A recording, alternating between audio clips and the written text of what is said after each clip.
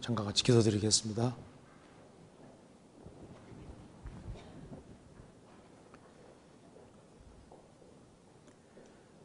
저희를 사랑하시는 자비로우신 우리 아버지 하나님, 이번에 또 3일간에 걸쳐서 하나님의 말씀을 배울 수 있게 해주신 것을 감사합니다. 오늘부터 마치는 날까지 주 성령께서 함께 해주시고 우리가 마땅히 알아야 될 것을 바르게 알 수 있도록 도와주시옵소서. 그리고 마음속에 여러 가지 궁금한 것들을 해결할 수 있도록 도와주시고 우리의 행보를 말씀 위에 굳게 세워주옵소서. 또 이곳에 참석하지 못한 형제자매님들에게도 크신 은혜와 사랑으로 함께해 주옵소서. 이번 교회사를 배우는 가운데 주님께서 함께해 주시고 우리의 마음을 일깨워 주시고 우리가 어떻게 행할 것을 알 수 있도록 더욱 도와주시옵소서. 주 예수 그리스도 이름으로 기도하옵나이다. 아멘. 성경 시편 48편 찾으시겠습니다. 시편 48편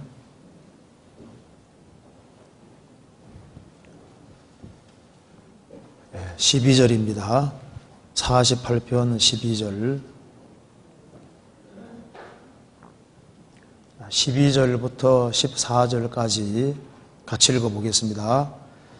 너희는 시온을 편답하고 그것을 순행하며 그 망대들을 계수하라. 그 성벽을 자세히 보고 그 궁전을 살펴서 후대에 전하라. 이 하나님은 영영이 우리 하나님이시니 우리를 죽을 때까지 인도하시리로다. 거기까지입니다. 반갑습니다. 이번에 성경을 중심으로 한 세계교회사라는 제목으로 같이 좀 성경을 배워보도록 하겠습니다. 근데 교회사가 워낙 방대하기 때문에 너무 자세하게 배우는 건 별로 도움이 안 될 것 같아요. 그래서 성경을 중심으로 해서 성경을 좀 더 이렇게 좀 제대로 이해할 수 있는 그런 측면으로 교회사를 좀 배워보도록 하겠습니다. 구원받으면 됐지 또 교회사를 또 왜 배워야 되나 이런 생각하는 사람이 있을지도 모릅니다. 그런데 교회사를 한번 배워보는 것이 꼭 필요하리라고 생각을 합니다. 왜냐하면 교회사를 공부를 하면은 많은 오류 같은 것을 피할 수가 있습니다. 그리고 또 내가 제대로 믿고 있는지 안 믿고 있는지도 알 수 있고, 그리고 어떻게 믿는 것이 바른 믿음인지도 알 수 있고, 그래서 객관성이 좀 생기게 되는 겁니다. 그리고 궁금한 게 많잖아요. 장로교가 어떻게 생겼을까? 감리교가 어떻게 생겼을까? 뭐 등등 궁금한 게 많잖아요. 그래서 지금은 또 정보 홍수 시대이기 때문에 이제 어떤 사람은 성경을 잘 연구 안 하다가 엉뚱한 사이트를 보고 그때부터 연구를 시작해서 좀 이상하게 되는 사람도 있습니다. 그래서 좀 전반적으로 꼭 필요한 것들은 우리가 숙지하고 아는 것이 필요하겠습니다. 그래서 교회사를 배워보면은 지금 우리가 알고 있는 이 복음이 그렇게 쉽게 전해진 것이 아니라는 걸 알 수 있습니다. 많은 사람들이 목숨을 버리고 수없이 많은 피를 흘리는 가운데 우리에게 복음이 온 겁니다. 그리고 이제 또 교회가 어떠한 방향으로 흘러가야 될지도 우리가 알 수가 있는 겁니다. 그래서 교회사를 보면 여러 가지 도움이 되기 때문에 3일간에 걸쳐서 좀 핵심적으로 중요한 것들을 중심으로 해서 좀 살펴보도록 하겠습니다. 그래서 너무 어려운 것은 피하고, 근데 아주 꼭 알아야 될 것 중심으로 해가지고 말씀을 드려보도록 하겠습니다. 먼저 여기 시편 48편 12절을 보시겠습니다. 너희는 시온을 편답하고 그것을 순행하며 그 망대들을 계수하라. 그 성벽을 자세히 보고 그 궁전을 살펴서 후대에 전하라. 이스라엘 백성이라면은 이스라엘 백성들은 1년에 3차 예루살렘에 올라가서 성경을 배웠던 겁니다. 그래서 너희는 시온을 편답하고 그것을 순행하며 그 망대들을 계수하라. 그 성벽을 자세히 보고 그 궁전을 살피라고 했습니다. 하나님 백성인 이스라엘 백성들은 예루살렘에서 시온에서 무슨 일이 있는지 그 시온에 대해서 예루살렘에 대해서 아주 생생한 지식을 가질 필요가 있었던 겁니다. 그리고 그것을 자세하게 살펴서 후대에 전하라. 왜냐하면 이 하나님은 영영이 우리의 하나님이시니 우리를 죽을 때까지 인도하시리로다. 구약시대 때 이스라엘 백성들은 하나님이 가장 중심으로 역사하시는 예루살렘과 시온에 대해서 정확한 지식을 가질 필요가 있었던 겁니다. 그리고 그것을 자손들에게 정확히 전할 책임이 있었습니다.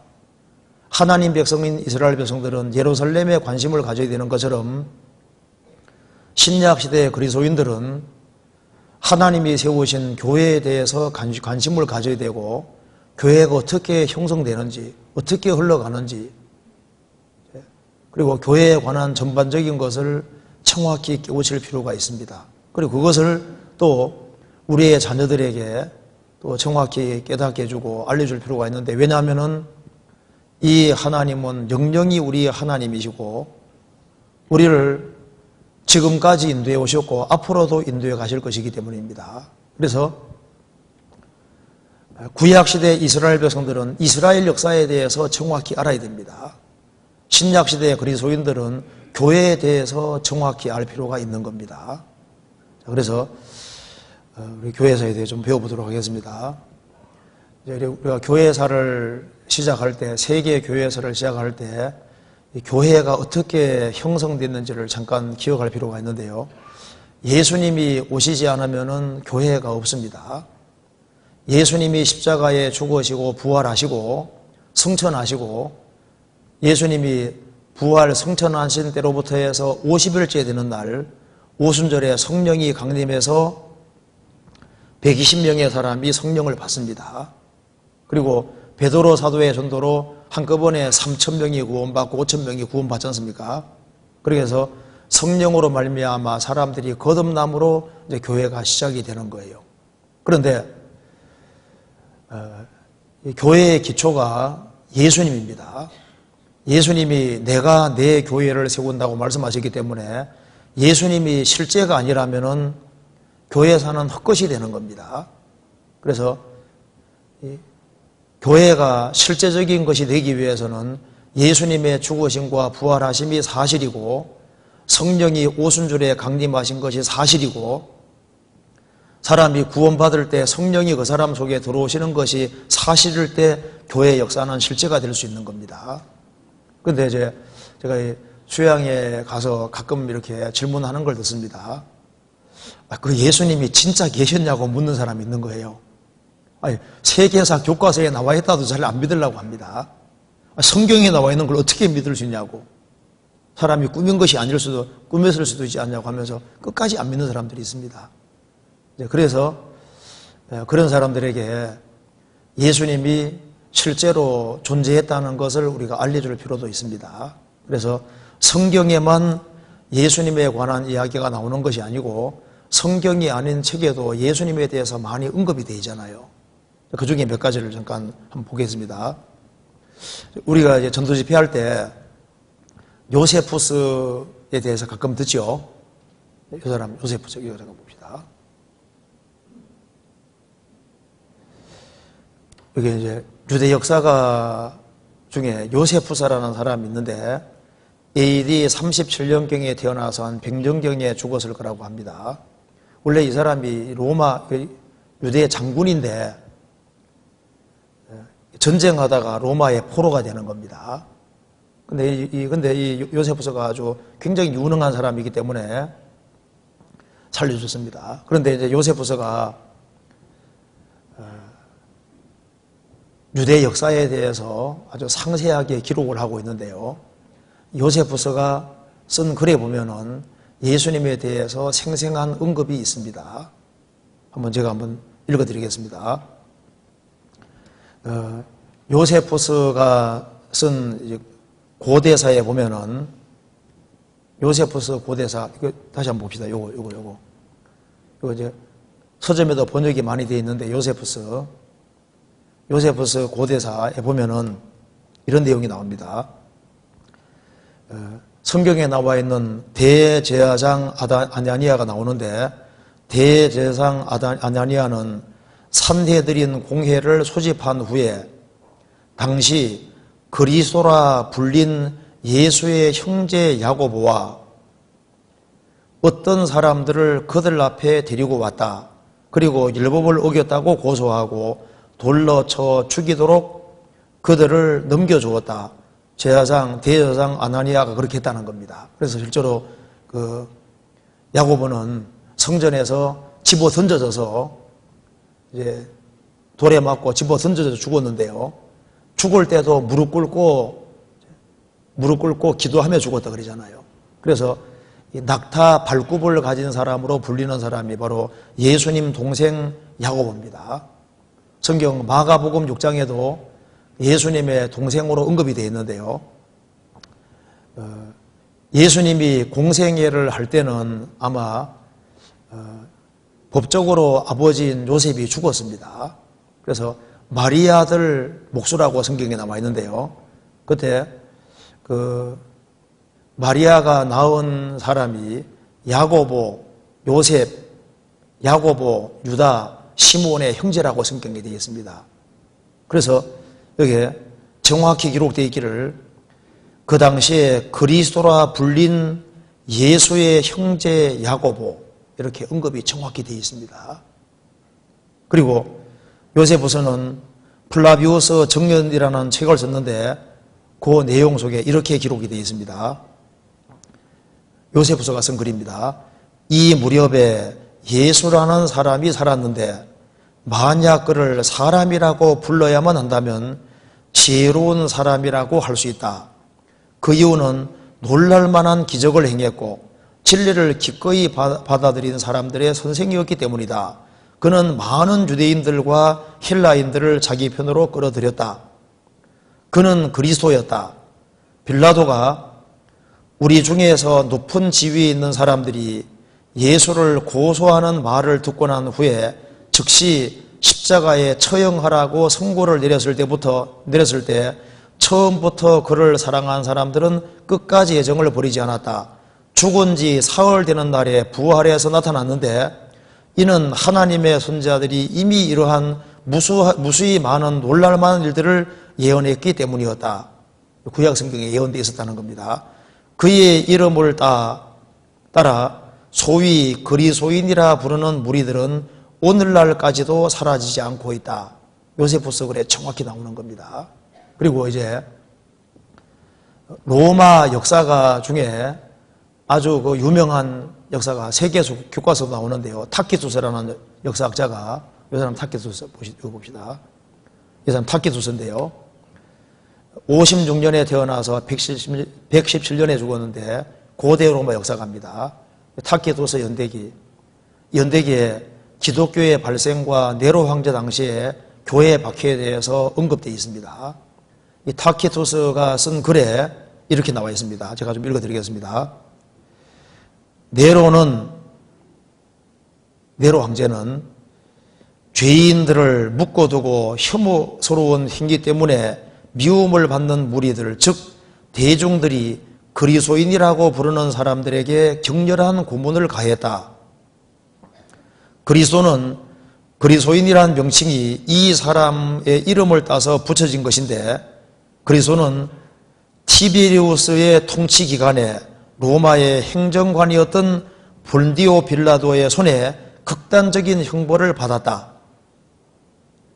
그리고 매우 해로운 미신으로 간주되던 신앙이 당장에는 방해를 받지 않았지만 그 악이 발생한 최초의 장소인 유대지방에서 다시 일어났고 심지어 로마에서도 생겨났다. 그래서 유죄를 인정한 사람들에 대한 최초의 체포가 행해졌다. 그때 그들의 정보를 바탕으로 엄청난 사람들이 유죄 판결을 받았는데 도시 방화죄 때문이 아니라 인류에 대한 증오 때문이었다. 탁기도서 그래 정확히 이렇게 기록이 되어 있습니다.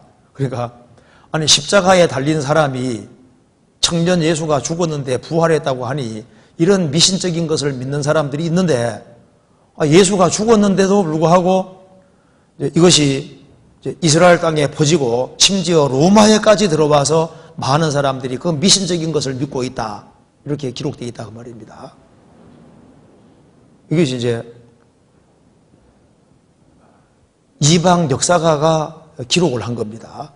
그리고 이제 플리니라는 사람이 쓴 글에도 이렇게 나옵니다. 이거 한번 볼까요? 여기에 이 플리니라는 사람이 이제 트라이안 황제와 친구였는데요. 플리니가 트라이안 황제하고 서신을 이렇게 교환한 것 속에 이 그리스도인에 대한 언급이 이제 이렇게 기록이 되어 있는 겁니다. 제가 설명드리겠습니다. 자, 플리니는 터키 북서부에 위치한 비두니아 지방의 총독이었는데요.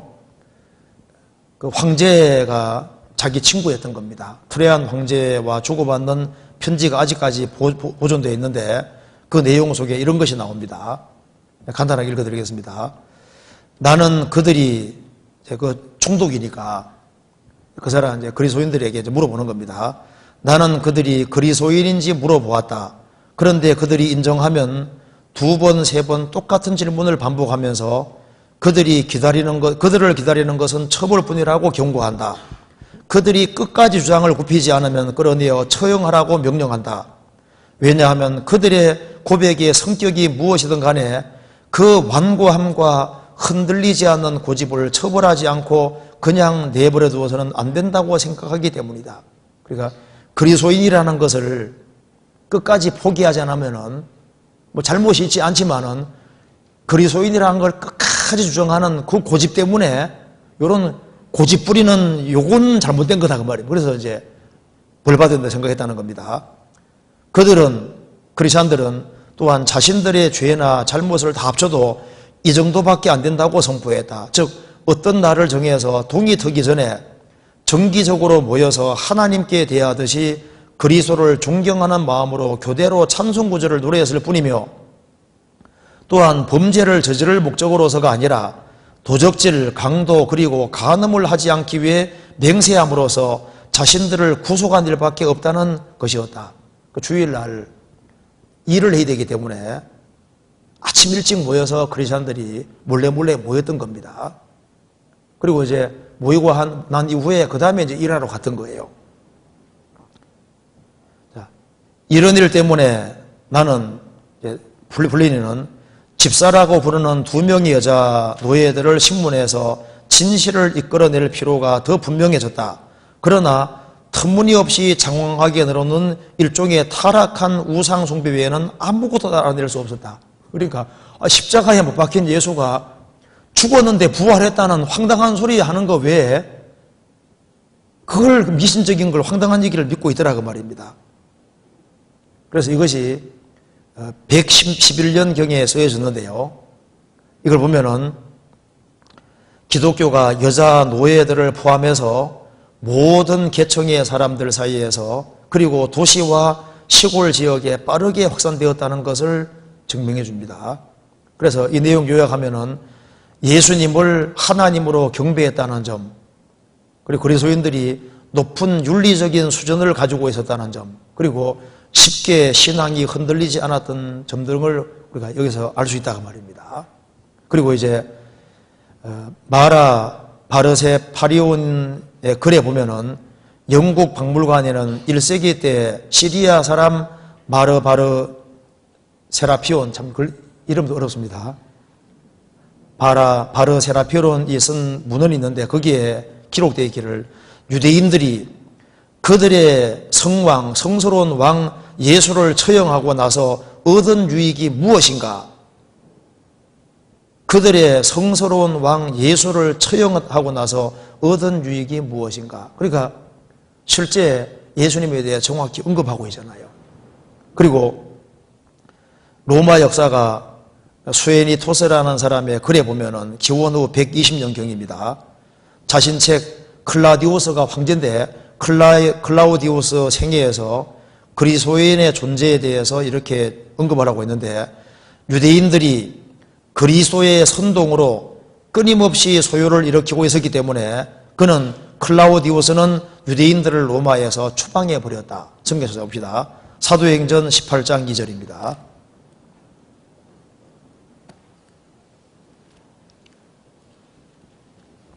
(18장 2절)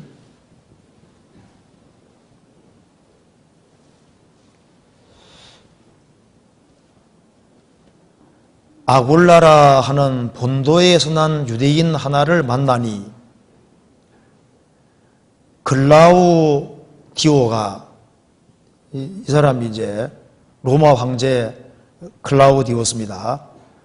클라우디오가 모든 유대인을 명하여 로마에서 떠나라 한 고로 그가 그 안에 브리스길라와 함께 이탈리아로부터 새로 온지라 바울이 그들에게 가매 업이 같으므로 함께 거하여 일을 하니 그 업은 장막을 만드는 것이더라.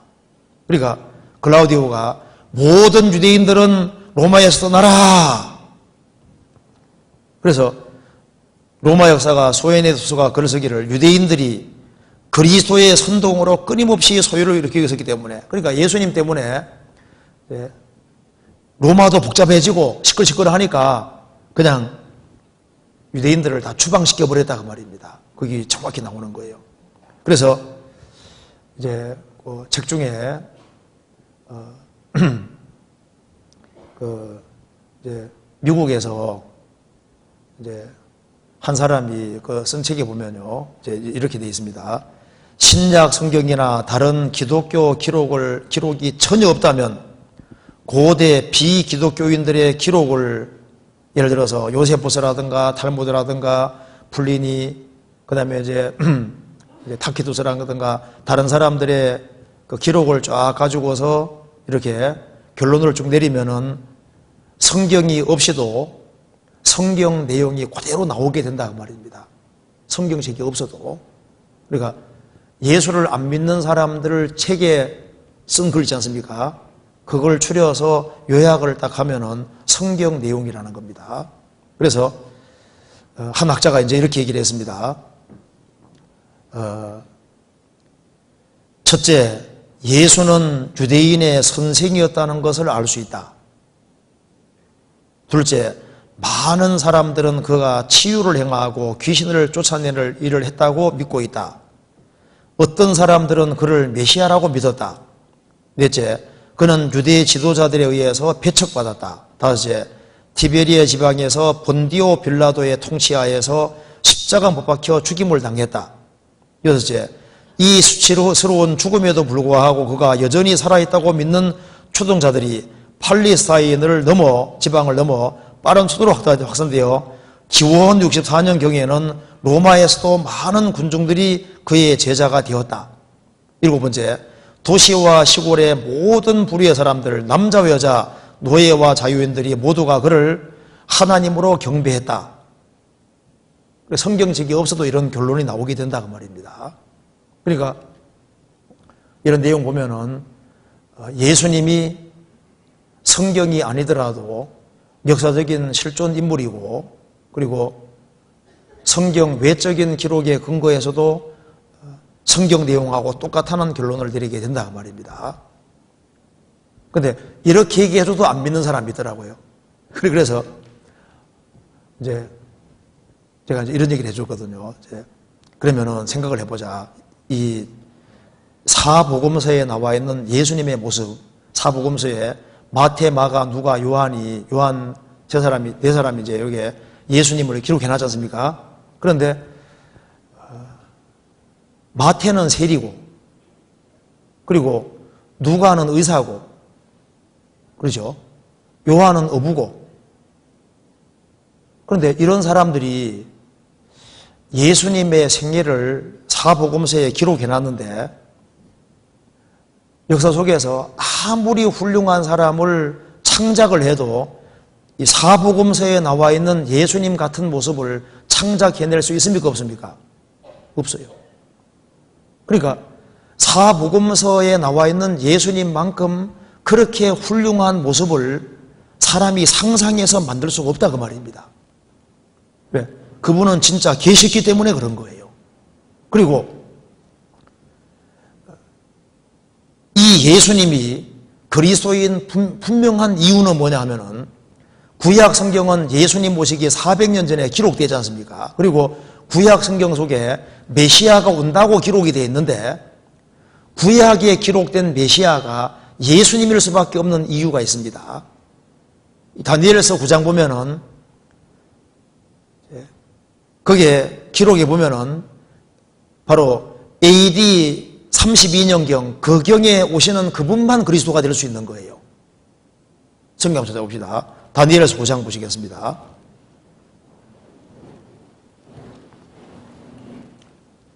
다니엘서 9장 24절 보시겠습니다.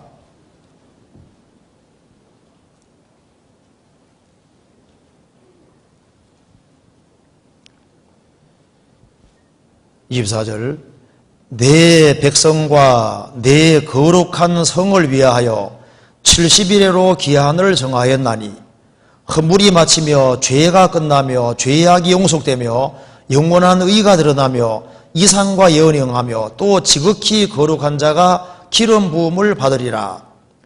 그러므로 너는 깨달아 알지니라. 예루살렘을 중건하라는 영이 날 때부터 기름 부음을 받은 자 곧 왕이 일어나기까지 7일에와 60일에가 지날 것이요 그때 곤란한 동안에 성이 중건되어 거리와 해자가 이룰 것이며 62일의 후에 기름 부음을 받은 자가 끊어져 없을 것이며 장차 한 왕의 백성이 와서 그 성읍과 성소를 해파하려니와 그의 종말은 홍수의 음몬됨 같을 것이며 또 끝까지 전쟁이 있으리니 황폐할 것이 작정되었느니라. 여기 보면은 다니엘의 백성과 예루살렘 거룩한 성을 위해서 70일에로 기한을 정했다고 했습니다. 71회가 시브리 말로 샤보임인데 7입니다. 샤보임은 7일로 쓰이든지 7년에 쓰이든지 둘 중에 하나입니다. 여기서는 7년으로 쓰인 경우입니다. 그래서 490이 지나면은 이스라엘의 모든 죄는 다 끝나버린다고 했습니다. 그런데 그러면 490이 시작되는 시점이 언제냐? 25절에 그러므로 너는 깨달아 알지니라. 예루살렘을 중건하라는 영이 날 때부터 예루살렘을 중건하라는 영이 느헤미야 2장에 기록이 되어 있습니다. 느헤미야가 아닥사스다 왕의 술 맡은 관원장으로 있었는데요. 예루살렘 성이 불탄 것 때문에 너무너무 슬퍼하고 금식 기도를 했습니다. 그래서 왕이 보니까 얼굴에 수색이 있으니까 너 마음속에 필연 근심이 있으미로다. 이유가 뭐냐? 아니, 왕의 술 맡은 관원장이니까 수색이 있으니까 술에다 혹시 독을 집어넣을 수도 있잖아요. 수색이 있으니까 이유가 뭐냐 딱 다구치니까 예루살렘 성이 불타버렸는데 내가 어떻게 수심이 없겠습니까? 그러면서 왕이 원하시면은 예루살렘 성을 중건하게 허락해 주십시오. 그래서 예루살렘 성을 중건하라는 명령을 드립니다. 그게 느헤미야 2장에 기록되어 있는데요. 아닥사스다 왕 20년 니산월이라고 설명이 딱 되어 있습니다. 1절에. 그러니까 아닥사스다 왕 20년 니산월이 기원전 445년 3월달입니다. 그때 예루살렘 성을 중건하라는 영이 났고 그때부터 기름 부음 받은 자가 메시아인데 기름 부음 받은 자 곧 왕이 일어나기까지부터까지는 7일에와 62일에가 지날 것이요 7일에가 지나고 62일에가 지나면은 메시아가 오신다 그 말입니다. 왕으로 오신다 그 말입니다.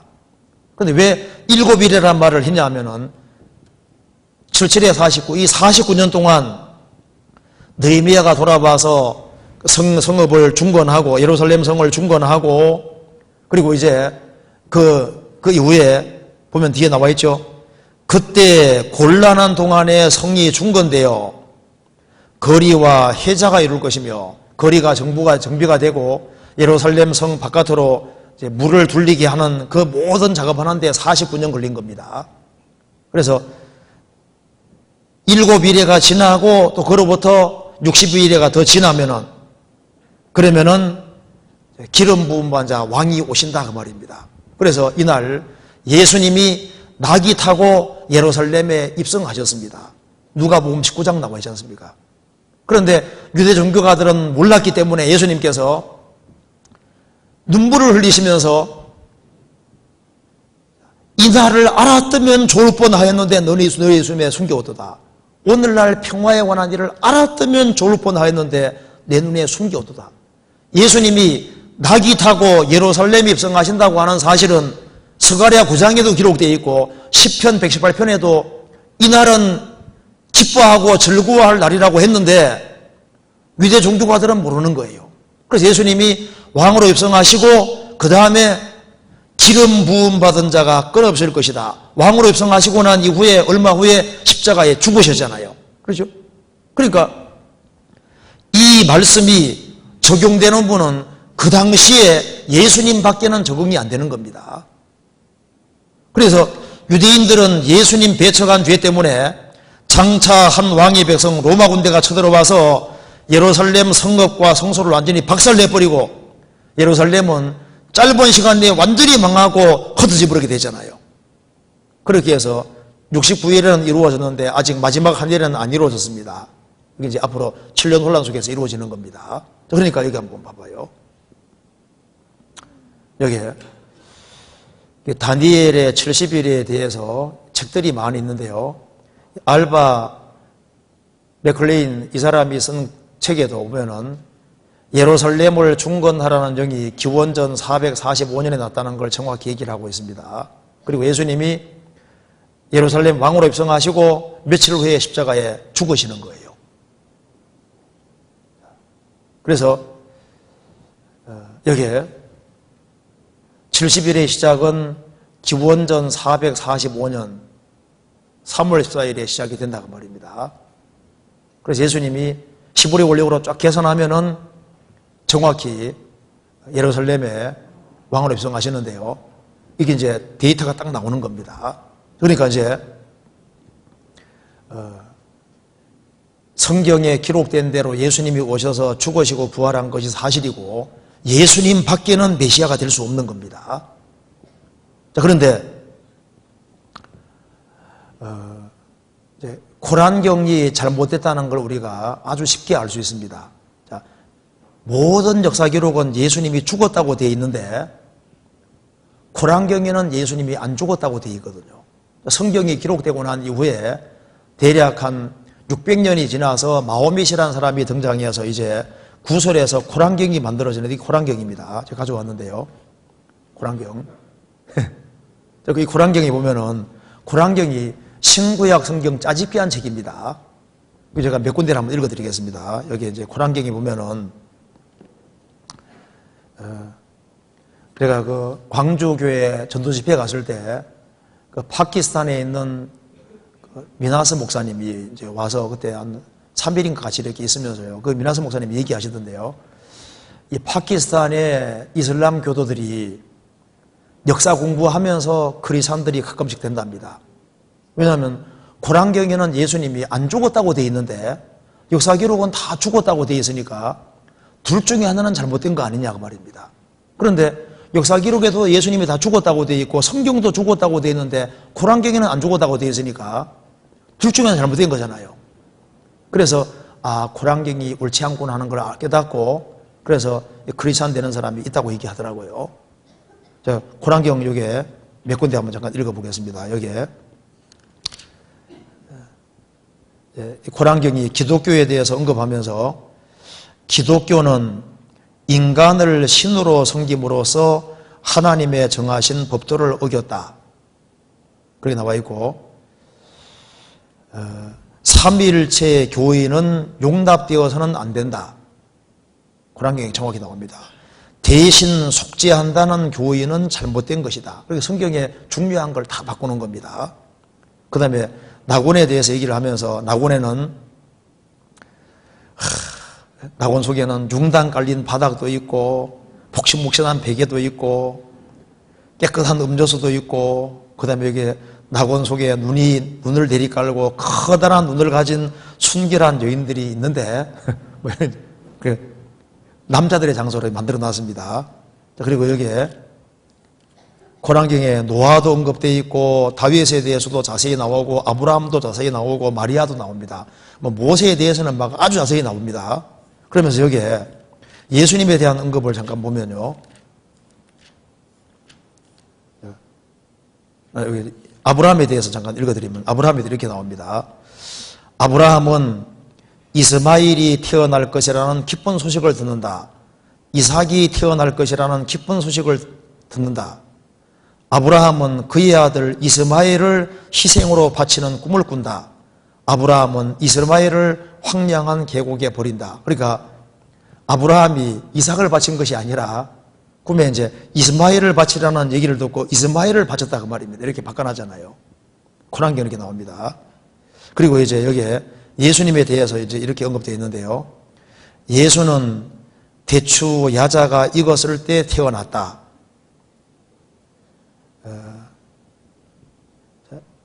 예수가 태어난 후 마리아는 침묵의 단식을 하라는 명을 받았다. 예수는 어릴 때 총명하게 말을 했다. 예수는 이스라엘의 예언자였다. 예수님은 새를 창조했다. 어린 시절에. 그러니까 이제 새에게 진흙으로 새를 만들어서 생기를 싹 불어 넣어서 예수님이 새를 날렸다는 겁니다. 예수님은 장님과 문둥이를 고쳤다. 예수님은 죽은 자들에게 생명을 불어 넣어 주셨다. 살리셨다. 예수의 제자들은 예수를 믿었지만 유대인들은 예수를 믿지 않았다. 유대인들은 예수를 십자가에 못 박으려고 교회에 가였지만 하나님께서는 예수를 십자가에 못 박힘으로부터 구할 것이라고 약속하셨다. 예수는 십자가에 매달렸다. 예수는 십자가 위에서 죽지 않았고 단지 기절했을 뿐이며 기절하고 있는 동안 끌어내리셨다. 유대인들은 예수를 죽이지 못하였다. 예수는 십자가에서 죽음을 모면한 후 샘이 흐르는 언덕 카시미로로 갔다. 예수는 자연사했다. 예수님은 안 죽었다고 되어 있습니다. 고난경 다 바꿔놨거든요. 여기 이제 이슬람 지도자, 이슬람 성직자 중에 한 사람이 이제 코란에서 예수를 찾은 이슬람 지도자, 이 사람에 대한 비디오를 제가 잠깐 보여드리는데요. 이제 말로 잠깐 설명드리겠습니다. 이제 이 사람 이제 이런 얘기합니다. 예수가 누구냐는 질문을 받았을 때 자기는 이슬람 성직자니까 예수님은 선자 중에 하나라고 얘기했는데 예수가 우체국으로 누구냐 물으니까 생각해 본 적이 없는 거예요. 그래서 고난경을 다시 읽기 시작했다고 말입니다. 읽어서 6666장 되어 있는데 쫙 읽어보니까 마호멧에 대해서는 4번 나와 있는데 예수님에 대해서는 25번이 언급되어 있다는 거예요. 그래서 예수님에 대한 걸 쭉 보니까 예수님을 하나님 말씀이라 했고 하나님 영이라고 했고 예수님은 이제 죄 없이 났다고 되어 있고 예수님은 태어난 이틀 만에 말도 하고 예수님은 어린 시절 진흙으로 새도 만들어 날리기도 하고 죽은 자도 살리고 이적도 마음대로 행하고 그래서 이제 자기를 가르친 위에 있는 성직자에게 알라 신이 무엇으로 우주를 창조했습니까? 라고 물으니까 하나님 말씀으로 창조했다. 그러면 말씀이 뭐냐? 하나님의 말씀은 창조주냐 피조물이냐 하니까 벌써 위에 있는 사람이 알아차리는 겁니다. 논쟁을 크게 벌였다는 거예요. 본인이 생각할 때는 예수님이 하나님의 말씀이고 죄도 없다고 되어 있으니까 알라가 하나님 말씀으로 창조했으면은 피조물이라 하면 말이 안 되고 창조를 하면 이슬람 교도는 왜 예수 안 믿냐 문제가 생기잖아요. 그래서 본인이 내가 어떻게 했으면 좋겠습니까 하고 이제 기도하면서 고난경을 딱 펴니까 야, 너 헷갈리냐? 알라신이 마호멧에게 너 헷갈리냐? 헷갈리면 성경에게 물어봐. 성경 잘 아는 사람에게 물어보면은 내가 하는 말이 맞다는 걸 자세하게 얘기해 줄 거라. 그래서 자연스럽게 성경으로 옮기게 되고 예수를 믿게 된 간증을 하고 있는데 한번 잠깐 봅시다.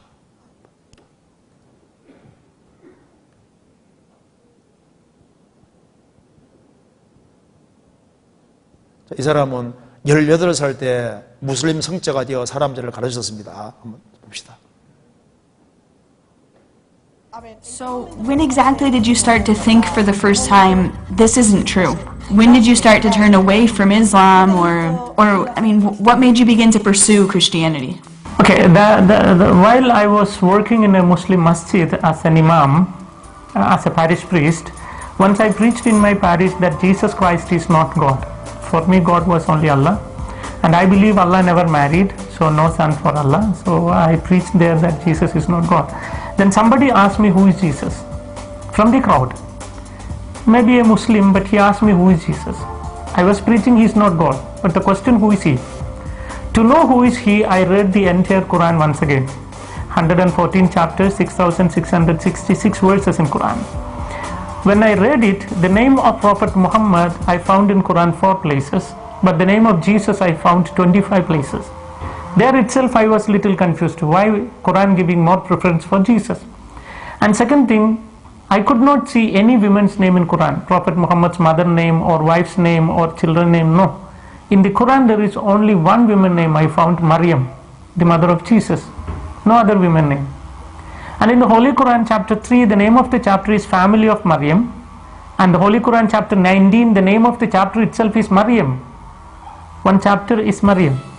So I was very curious to know why this Quran says all these things. About Maryam, Holy Quran chapter 3 verses 34 onwards says that Mary was born without original sin. She never committed any sin in her life. She was ever virgin. Quran chapter 50 verses 23 says that she went to heaven with her physical body. Even the assumption is written in Holy Quran. And then about Jesus, when I read chapter 3 verses 45 to 55 verses, there are 10 points which Quran makes about Jesus. The first thing Quran says Kalimatullah, the Arabic word which means word of God. And the second thing Ruhullah, which means spirit of God. And the third is Isa al-Masih, which means Jesus Christ. So Quran gives the name for Jesus, word of God, spirit of God, Jesus Christ. And then Quran says that Jesus spoke when he was very small, like 2 days old after his birth. He began to speak. Quran says that Jesus created a live bird with mud. He took some mud, formed a bird, when he breathed it into it became a live bird. So I think that he can give life. He gave life to a mud, clay. And then Quran says that Jesus cured a man born blind and a man with leukoderma, leprosy, etc. Continuously Quran says that Jesus gave life to dead people. Jesus went to heaven, he is still alive and he will come again. When I saw all these things in Quran, my thinking was what the Quran says about Muhammad. You know, according to Quran, Prophet Muhammad is not the word of God, not the spirit of God, never spoke when he was 2 days old, never created any bird with mud, never cured any sick people, never raised any dead people. He himself died. And according to Islam, he is not alive and he will not come back. So there is a lot of difference between these two prophets. I don't call Jesus as God, you know, my idea was he's a prophet, but he is a prophet greater than Muhammad. So one day I went to my teacher, the one who taught me 10 years in Arabic college, and I asked him, teacher, how did God created the universe? Then he said God created the universe through the word. Through the word. Then my question, word is creator or creation? Must clear it. My question, whether the word of God is creator or creation. Quran says Jesus is word of God. If my teacher said the word of God is creator, which means Jesus is creator, then the Muslims must become Christian. Suppose if he said the word is creation, he will be trapped. You know why? He said everything created through the word. Suppose if we say the word is creation, then how the God created the word? Wow. So he cannot say the word is creator, cannot say the word is creation. So he was quite angry. He pushed me out of his room and said, word is not the creator, not the creation. You get out from me, he said. If you see things so clearly, why don't all Muslims convert to Christianity? Why don't they accept this? They say the word is creation. They try to prove. They say the word is not the creator, not the creation, but not God. Not God. Not the creator, not the creation. So not God. and not creation also. So they don't equal with God. That's all their problem. So then when she said that, I told my teacher, word is not the creator, not the creation. That is why Christian says word is son of God. Then she told me, if there is a son for God, I must show him the wife of God. Without wife, no chance for having a son. Then I showed a portion from the Quran. Quran says that God can see without eyes. God can talk without tongue. God can hear without ears. It's written in Quran. I said, if that is the case, he can have a child without a wife. So there we have a big argument, and you know, at the end what I did, I took my Quran, kept on my chest, and I said, Allah, tell me what should I do? Because your Quran says Jesus is still alive, Muhammad is no more. You tell me whom should I accept. After my prayer, I opened Quran. I didn't ask anyone, I asked only to my Allah. When I opened Quran, I saw chapter 10 verse 94. You know what Quran says?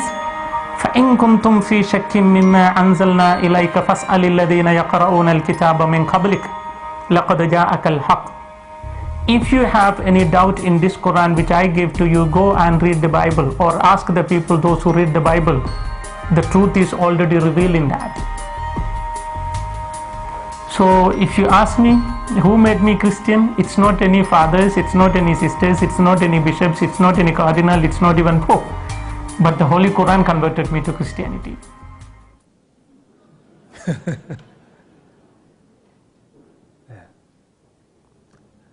코란은 일단 짜집기 했다는 걸 아시겠죠? 이거는 신구약 성경 짜집기해서 만든 책인데, 그래서 이 성경은 예수님의 기초에서 이렇게 교회가 시작이 되는 겁니다. 그래서 오순절에 성령이 이제 강림해서 그렇게 해서 예수님을 기초로 해서 이제 교회가 시작이 되는 겁니다. 그래서 이제 이 교회가 어떻게 시작됐는지에 대해서 자세히 기록되어 있는 것이 어디인 줄 아시죠? 사도행전. 그래서 사도행전 읽으면은 어떻게 교회가 형성된지를 알 수 있는데, 사도행전 2장에 오순절에 성령이 강림해서 이제 120명이 구원받고, 그 다음에 베드로 사도 전도로 3,000명이 구원받고, 그래서 베드로 사도가 처음에는 유대인 중심으로 전도를 하고, 그 다음에는 사마리아 사람에게 전도가 되잖아요. 그 다음에 고넬료 가정, 이방인도 구원받고, 그 다음에 바톤 넘어가서 이제 바울 사도가 이방인들에게 전도해서 이방의 많은 교회를 만들고 나중에 로마까지 전도하는 거로 사도행전 끝이 납니다. 그러니까 예수님 말씀하시기를 오직 성령이 너희에게 임하시면 너희가 권능을 받고 예루살렘과 온 유대와 사마리아와 땅끝까지 이르러 내 증인되리라. 그 말씀대로 사도행전 순서대로 되어 있습니다. 예루살렘, 그다음에 온 유대, 그다음에 사마리아와 땅끝까지 로마까지 복음이 전해지고, 그 다음에 이제 전 세계 복음 전해지는 거예요. 그런 순서로 되어 있습니다. 그리고 이제 성경을 읽어보면은 초대 교회에서 뭘 가르쳤는지는 성경을 읽어보면 정확히 알 수 있습니다. 그래서 크리스찬 교회 이론이 되기 위해서는 회개하고 복음 믿으라 그랬죠. 회개하고 복음 믿고, 그래서 구원받고 난 이후에 침례를 받고, 침례 받은 사람들이 매주일 모였다는 걸 알 수가 있는 겁니다. 그리고 크리스찬들이 같이 모였을 때 중요한 것은 성경을 열심히 배운 겁니다. 그래서 초대교회 때는 성경 같이 모이면은 성경을 강론하는 것이 중심이었다는 것이 확실합니다.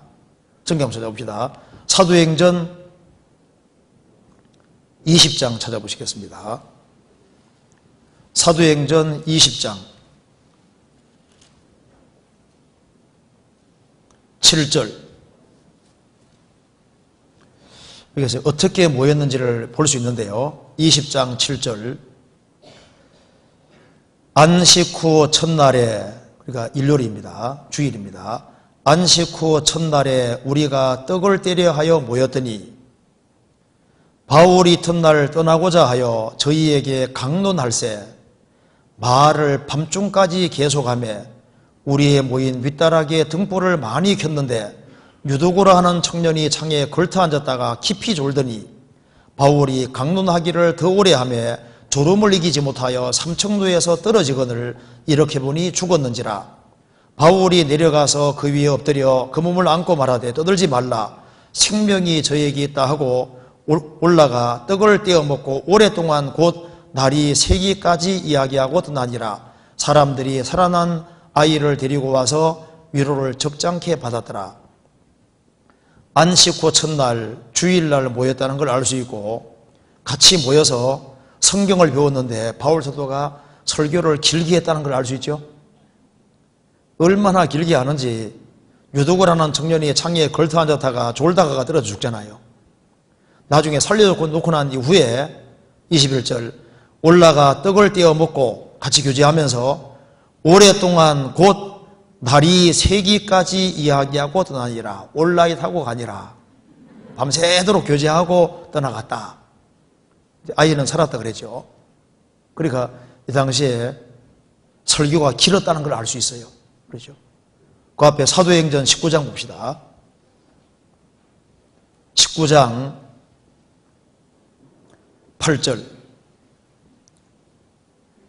바울이 회당에 들어가 석 달 동안을 담대히 하나님 나라에 대하여 강론하며 권하되 강론했습니다. 어떤 사람들은 마음이 굳어 순종치 않고 무리 앞에서 이 도를 비방하거늘 바울이 그들을 떠나 제자들을 따로 세우고 두란노 서원에서 날마다 강론하여 이같이 두 해 동안을 하며 아시아에 사는 자는 유대인이나 헬라인이나 다 주의 말씀을 듣더라. 웨스턴 텍스트라는 필사본이 있는데요. 사도행전 필사본이 있는데 그 필사를 보면은 두란노 서원에서 바울 사도가 강론할 때 날마다 2년 동안 강론할 때 오전 11시에서 오후 4시 그 사이에 강론했다고 합니다. 그러니까 보통 설교하면 오전 11시부터 오후 4시 그 사이에 강론했으니까 한 4-5시간씩 했다는 얘기잖아요. 요즘 만일 한 4시간씩 설교하면 다 도망가 버릴걸요. 옛날 사람이 인내가 더 좋았던 것 같아요.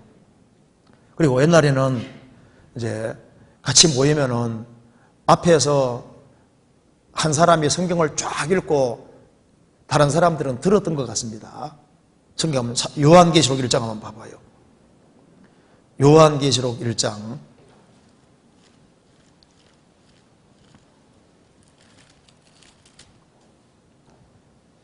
3절에 보시겠습니다.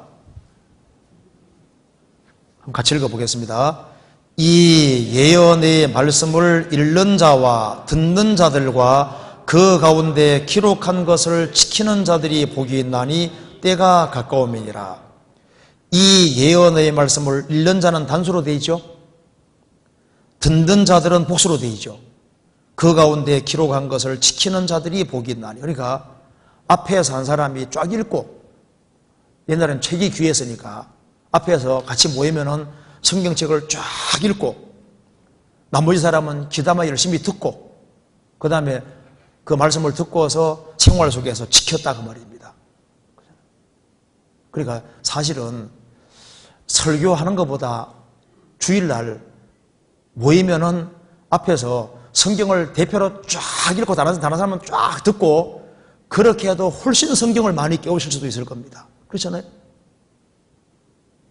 그러니까 성경 한 구절을 읽고 세상 얘기 많이 하는 것보다 아예 그냥 성경을 목소리 좋은 사람이 앞에서 쫙 읽고 나머지는 한 1시간 반 동안 듣는다 해봅시다. 그러면 훨씬 더 많이 길 거 아니에요. 그렇지 않습니까? 오히려 그게 좋을 수도 있습니다. 그래서 초대교회 당시에 크리스찬들이 모이는 방식이 아주 심플했습니다. 같이 모여서 말씀 배우고 성경에 찬송했다고 되어 있잖아요. 같이 교제하고. 그래서 초대교회 그리스도인들이 어떻게 믿었느냐, 그 알람 아주 간단합니다. 뭘 가르쳤느냐, 아주 간단해요. 이거 한번 봅시다. 자, 사도행전은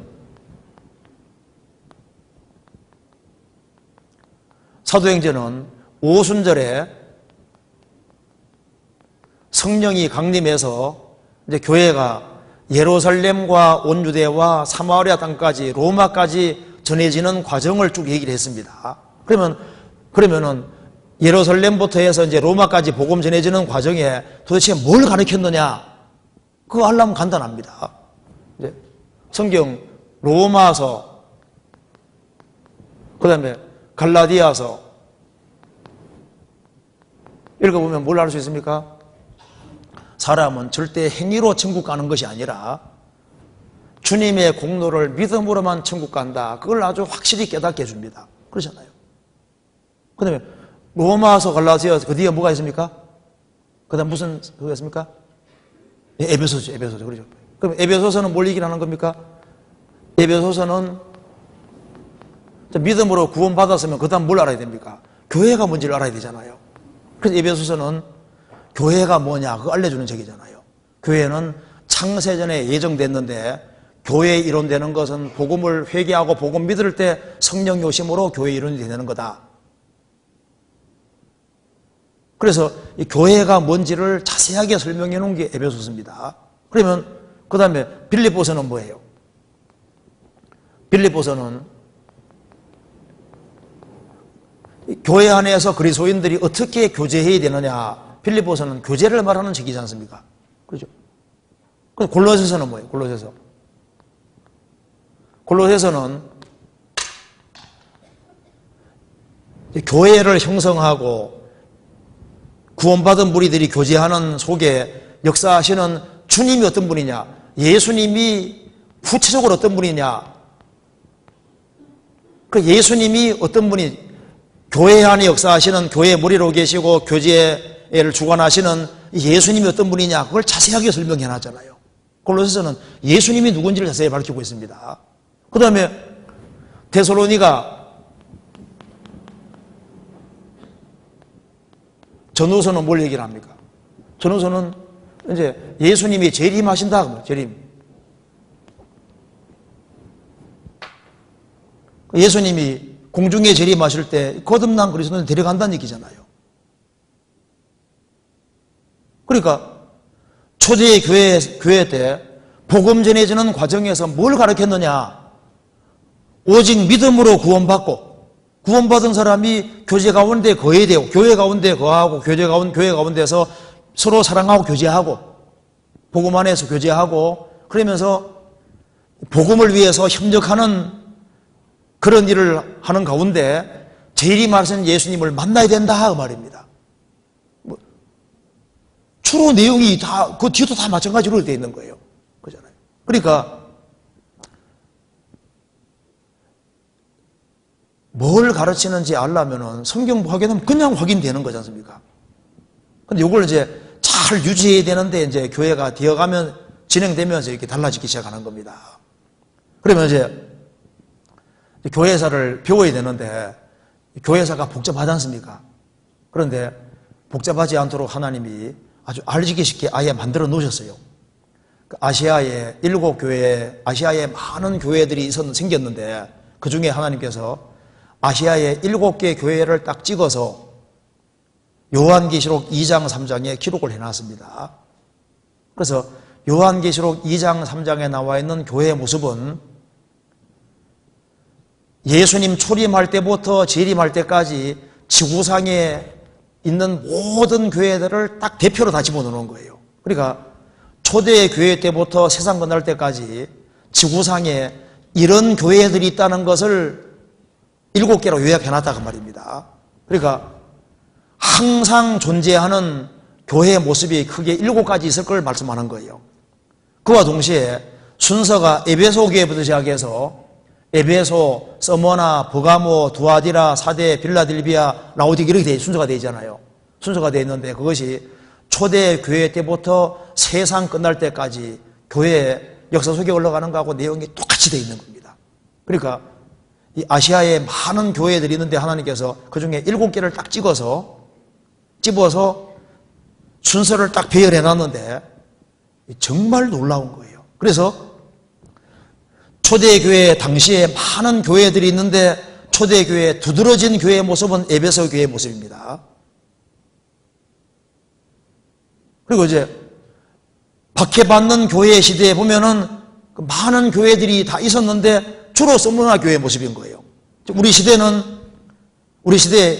아시아 7개의 모습이 다 있는데 대부분은 라오디게아 교회 모습이거든요. 자, 잠깐 볼까요? 자, 여기 봅시다. 이 아시아에 바울 사도가 교회들을 많이 개척했는데 에베소 교회가 제일 첫 번째 나옵니다. 에베소 교회는 사도들이 살아서 역사하던 그 시대하고 제일 맞아요. 그 다음에 서머나 교회는 사도들에게 배운 사람을 속사도라고 하고 속사도에게 배운 사람들을 파들을 교부라고 하는데, 그러니까 속사도와 교부 시대, 박해받는 교회 시대의 모습하고 딱 맞다 그 말입니다. 그 다음에 버가모 교회, 버가모는 원래 결혼이란 뜻인데요, 콘스탄 황제가 기독교를 국교로 공인하면서 국가교회가 되는 겁니다. 그러니까 그 모습하고 딱 맞아요. 그 다음에 두아디라 교회, 중세 가톨릭 교회의 모습하고 딱 닮았습니다. 그 다음에 사대교회는 종교개혁, 1517년 루터가 종교개혁하는 그 교회의 모습하고 닮아있고, 그 다음에 필라델비아 교회는 이제 세계적으로 구원받은 사람들이 아주 활발하게 선교하던 그 시대하고 딱 맞습니다. 그 다음에 라오디게아 교회, 현대교회의 모습입니다. 그러니까 이것이 어느 시대든지 있는 교회인데 주로 초대교회 때는 에베소 모습이 두드러지고, 그 다음에 박해받는 교회 시대는 서머나 교회의 모습하고 딱 닮았습니다. 그 다음에 이제 복음이 아주 가장 활발하게 전해지던 19세기, 18세기 후반부터 19세기 그때는 필라델비아 교회의 모습하고 딱 닮은 거예요. 그래서 사도시대, 예수님이 십자가 죽으시고 부활하신 이후에 사도들이 살아 역사하던 시대, AD 100년까지 사도시대하고 에베소 교회하고 딱 맞습니다.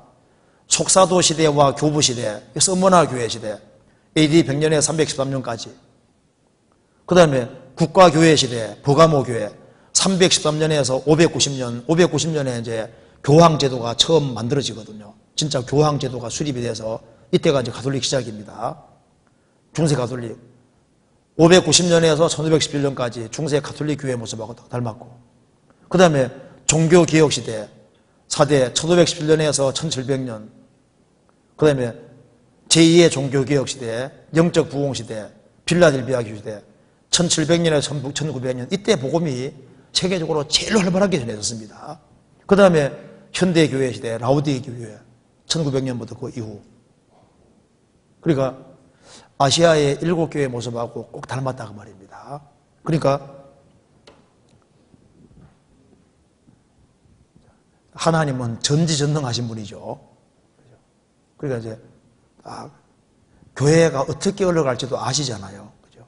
그러니까 아시아의 많은 교회 중에서 딱 이렇게 아주 배열을 딱 정확히 이렇게 해놨습니다.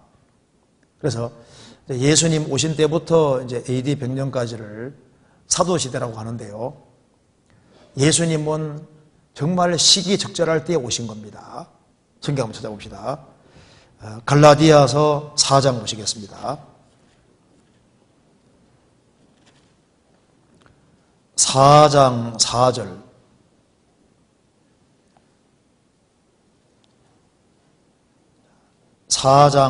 같이 읽겠습니다.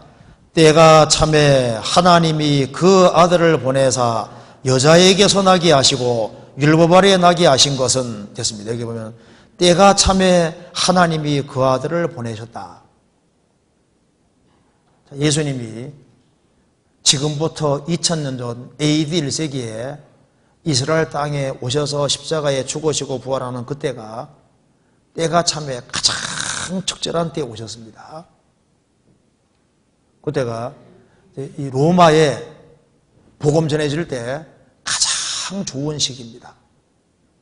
팍스 로마나에서 로마 평화시기라고 해서 그 로마가 아주 안정기에 접어들었고, 그리고 언어도 공통 언어를 사용하고 헬라어가 상용어로 되어 있으니까요. 그래서 성경이 헬라어 말로 딱 기록되면은 짧은 시간에 확 전해질 수 있는 거예요. 단일 화폐 사용했지요. 도로 정비가, 도로 만드는 것은 로마가 최고거든요. 그러니까 모든 길은 로마로 통한다. 그 말대로 일단 정복하면 길부터 닦았으니까요. 그래서 전도를 아주 쉽게 할 수 있도록 도로 닦이는 게 정말 감사한 거예요. 우리 경보선 뚫려서 전도되는데 얼마나 도움되는지 아시죠? 이 길이 잘 뚫리면요, 전도하기가 훨씬 수월해요. 나라가 안정이 돼 있고 길이 잘 뚫려 있으면 전도하기가 수월합니다. 한번 생각해 봐요. 교통이 발달되어 있지 않고 첩초산중이고 하면은 전도하기가 얼마나 어렵겠어요. 그러니까 이제 도로가 정비되고 길이 잘 뚫리고 이제 그게 참 굉장히 중요한 겁니다. 그러니까 예수님이 적절한 때 오신 거예요. 그리고 이제 하나님께서 세계적으로 복음 전하시려고 이스라엘 민족이 바벨론 시대부터 이방인들이 흩어졌잖아요. 그래서 예수님이 오실 때는 로마 각지에 유대인들 회당들이 다 있어서 그들이 시보리어뿐 아니라 헬라 말로 되어 있는 성경책을 가지고 있었잖아요. 예수님 오시기 250년 전에 번역된 셉투아긴트라고 하는 헬라어 역본을 가지고 있었고, 그래서 시보리어 헬라어 성경이 번역되어 있었기 때문에, 그리고 그 성경을 계속 이제 읽고 외우고 있으니까, 그러니까 교회를 세우기가 쉬웠던 거예요. 그러니까 바울 사도가 전도할 때 그 유대인 회당에 들어가서 유대인들을 구원길로 인도해가지고 교회를 만들지 않습니까? 그러니까 곳곳에 로마 각지의 회당들을 쫙 두신 이유가 있는 거예요.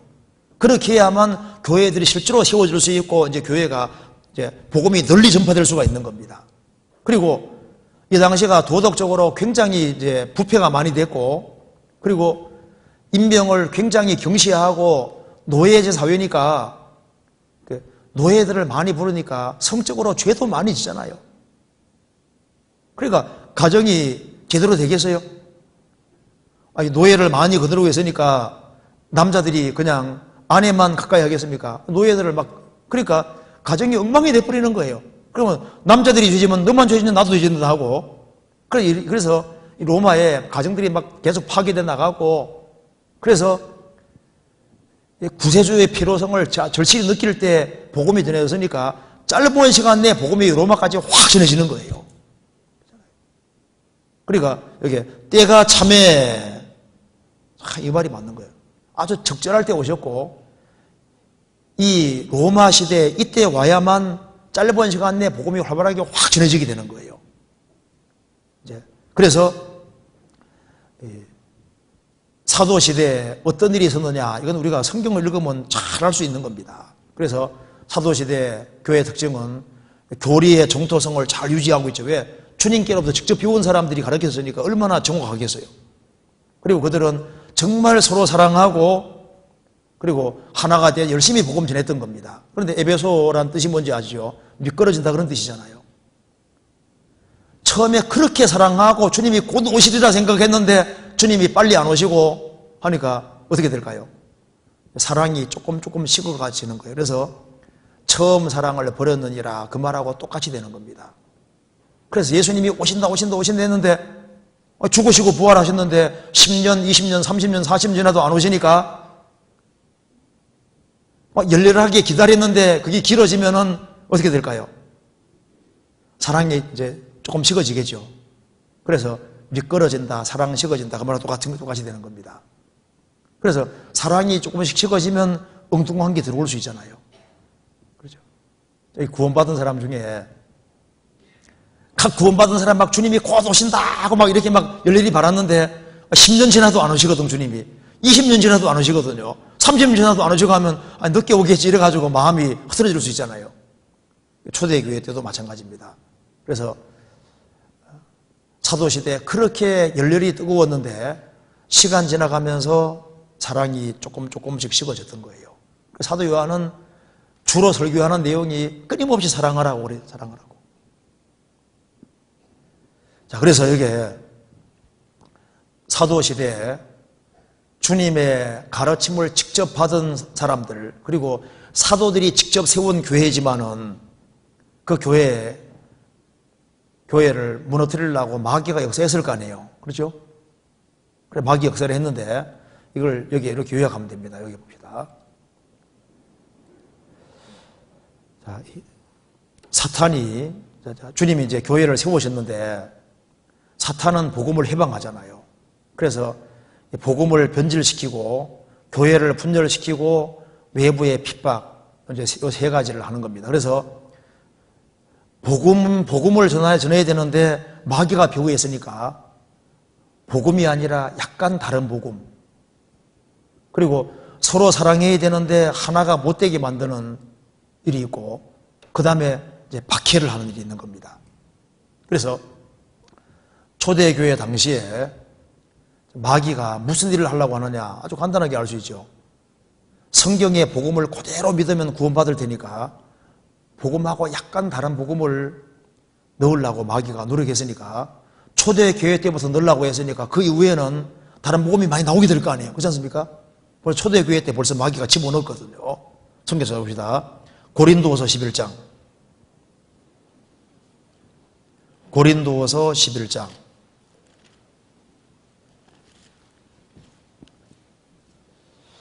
4절.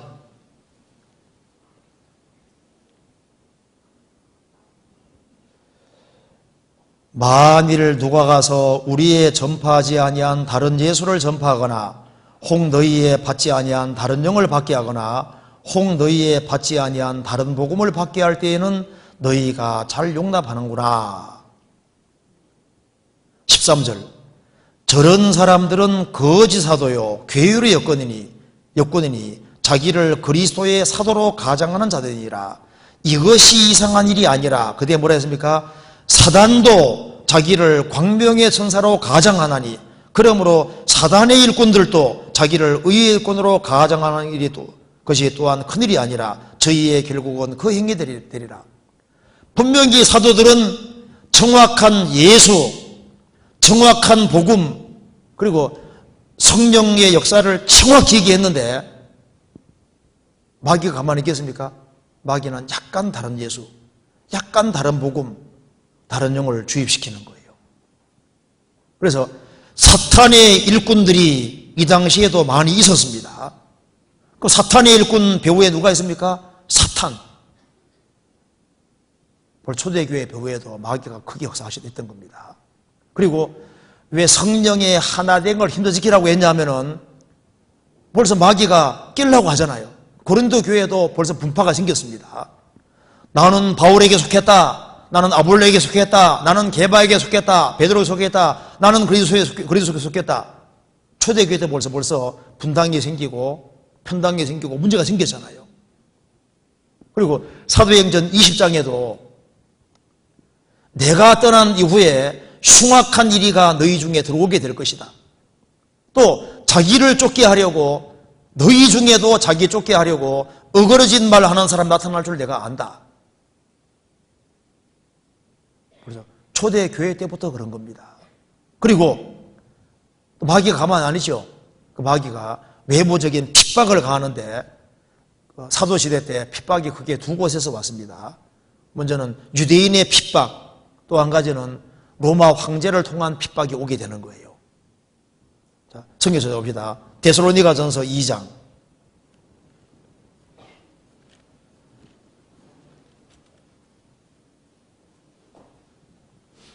데살로니가전서 2장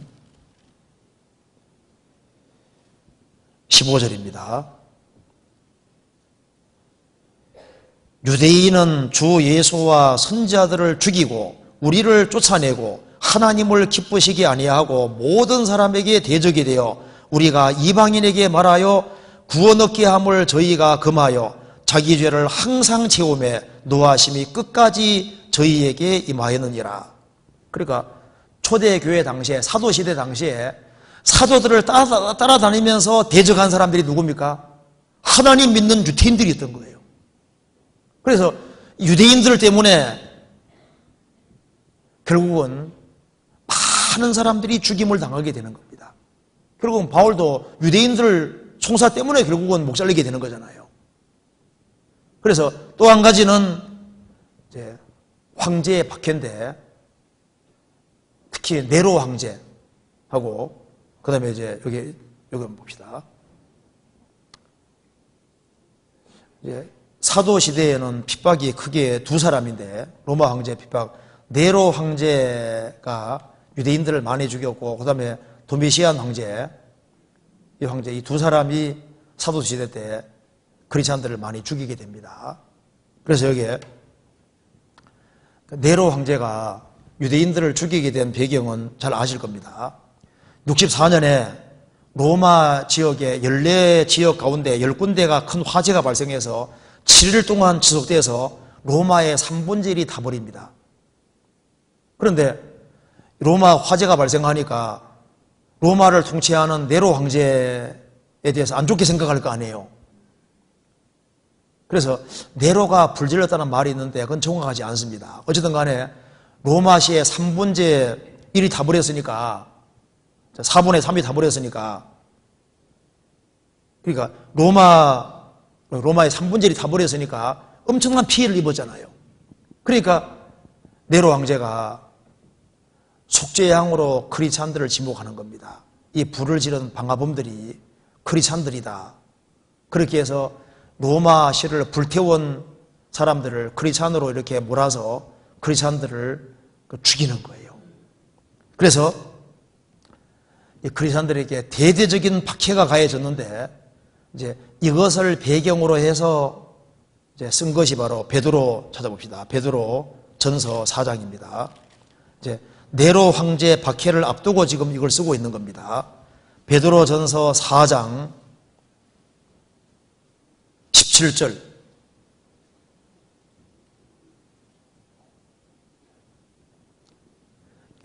타키투스가 쓴 글에 보면은 크리스찬들을 죽일 때 어떤 사람들에게는 짐승의 가죽을 입혀서 개가 뜯어먹게 하고 어떤 사람은 십자가에 못 박혀 죽기도 하고 그 짐승의 가죽을 뒤집어 씌워서 맹견들에게 막 물려 죽기도 하고 십자가 처형도 시키고 그리고 사람들에게 콜타를 이렇게 발라서 횃불 밤에 불을 밝히기도 하고 온갖 악행으로 크리스찬들을 죽였습니다. 그래서 여기에 17절 보시겠습니다. 베드로 사도가 이제 이것을 염두에 두고 하는 얘기인 겁니다. 이제 곧 네로 황제의 박해가 일 것을 알고 하는 얘기입니다. 하나님의 집에서 심판을 시작할 때가 되었나니, 하나님의 집에서 교회입니다. 심판을 시작할 때가 되었나니, 만일 우리에게 먼저 하면 주님 피로 구원받은 성도들에게 먼저 이 네로 황제의 엄청난 이 핍박이 있다면은 크리스찬들이 화형을 당하고 사자의 밥이 되고 짐승에게 물어뜯기고 이런 일을 당해서 비참하게 죽는다면은 하나님의 복음을 순종치 아니한 자들의 그 마지막이 어떠하며 또 의인이 겨우 구원을 얻으면 경건치 아니한 자와 죄인이 어디서리요. 초대교회 때 주님 피로 구원받고 확실한 소망 가지고 살아가는 크리스찬들에게 이런 엄청난 핍박으로 죽음이 오고 이런 일이 있다면 구원 안 받은 사람은 얼마나 더 큰 벌을 받겠느냐. 의인이 겨우 구원받는다는 말은 영혼 구원을 말하는 게 아닙니다. 영혼이 구원함을 얻은 크리스찬들, 의인이 된 크리스찬들도 잘못 살아가면 징계도 있고 또 이 세상에서 많은 혼란을 겪고 심지어 네로 황제의 박해도 통과하고 그렇게 해서 겨우겨우 통과해가지고 주님 앞에 선다면은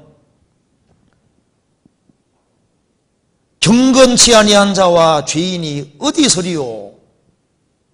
얼마나 더 큰 형벌이 있겠느냐 이렇게 얘기를 하고 있습니다. 그래서 베드로 사도는 64년에 이제 십자가에 거꾸로 박혀 죽게 됩니다. 성경에 거꾸로 박혀 죽었다고 나오잖아요. 그리고 바울 사도도 네로 황제 그 당시에 결국은 베드로 여기 이제 디모데 후서까지 쓰고 참수형 당해서 죽습니다. 그래서 바울 사도가 67년에 죽고 그 다음에 네로 황제가 죽었습니다. 그거로 끝나는 것이 아니라 그 다음에 도미시안 황제가 등장해서 크리스찬들을 대대적으로 박해했습니다. 그래서 크리스찬들이 카타콤으로 숨어들고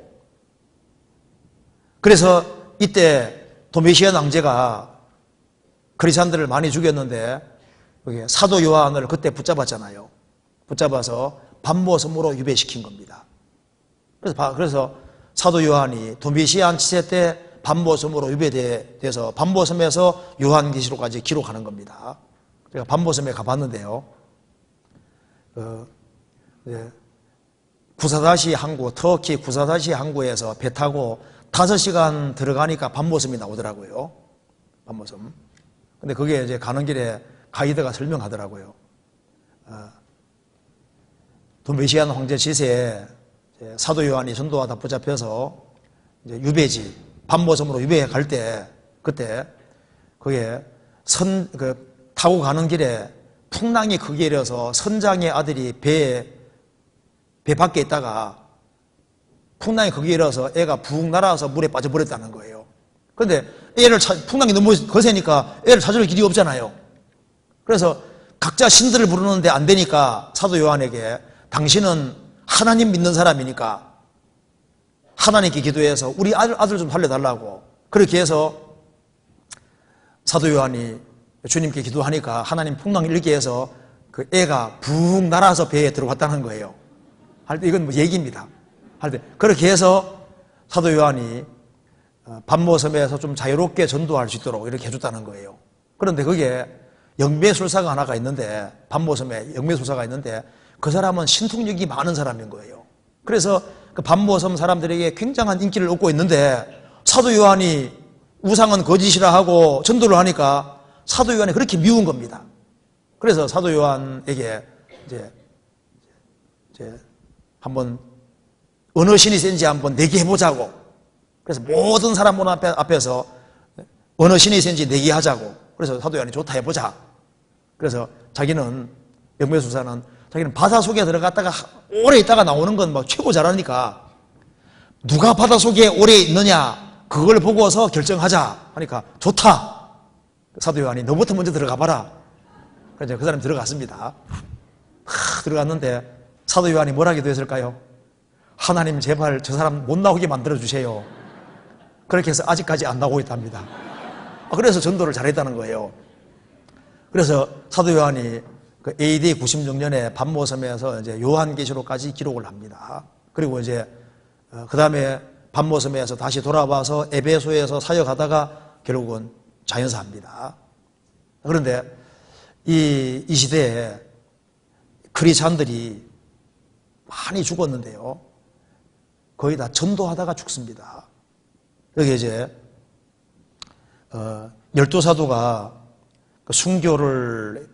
순교한 것에 대해서 요세비우스라는 교회 역사가가 자세히 기록을 하고 있는데요. 여기 요세비우스라는 사람 아마 많이 들어보셨을 겁니다. 교회 역사가인데요.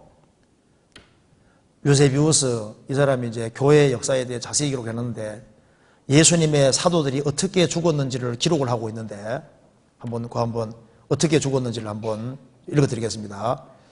요세비우스 교회사에 보면은 베드로는 로마에 가서 전도하다가 십자가에 거꾸로 못 박혀 죽임을 당했다고 합니다.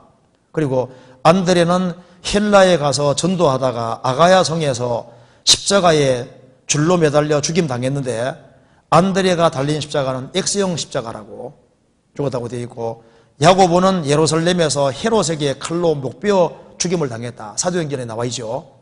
그리고 사도 요한은 주님이 십자가상에서 부탁하신 대로 마리아를 끝까지 모시고 있었고 전도하다가 이제 도미시안 시대 당시에 기름가마에 넣어졌는데 기적적으로 안 죽고 그대로 나오게 됐답니다. 그래가지고 기름가마 들어가도 안 죽으니까 이 사람을 이제 반모섬에 귀양 보냈는데 거기에서 이제 요한계시록까지 기록하고 그 다음에 수명대로 살다가 죽은 사람은 사도 요한밖에 없는 겁니다. 그 다음에 빌립은 소아시아 부르기아에 가서 전도하다가 기둥에 매달려 죽임 당했고 바돌로메는 알메니아로 가서 전도하다가 거꾸로 십자가 매달려 죽임 당했고 도마는 인도에 가 전도하다가 창에 맞아 죽었고 마태는 이디오피아에 가 전도하다가 목베임을 당했고 알포의 아들 야고보는 성전 꼭대기에서 떨어뜨려 죽임을 당하고 시몬은 애굽에 가 전도하다가 유대에 돌아와 전도하다가 활에 맞아 죽고 야고보의 동생 유다 다데오는 페르시아에 가 전도하다가 활에 맞아 죽고 가룟 유다 대신에 마띠아가 선정됐잖아요. 마띠아는 12제자 중에 포함되고 난 이후에 이디오페에 전도하다가 돌에 맞아 죽었습니다. 이거 한번 잠깐 봅시다. 12사도에 대해서 한번 잠깐 봅시다.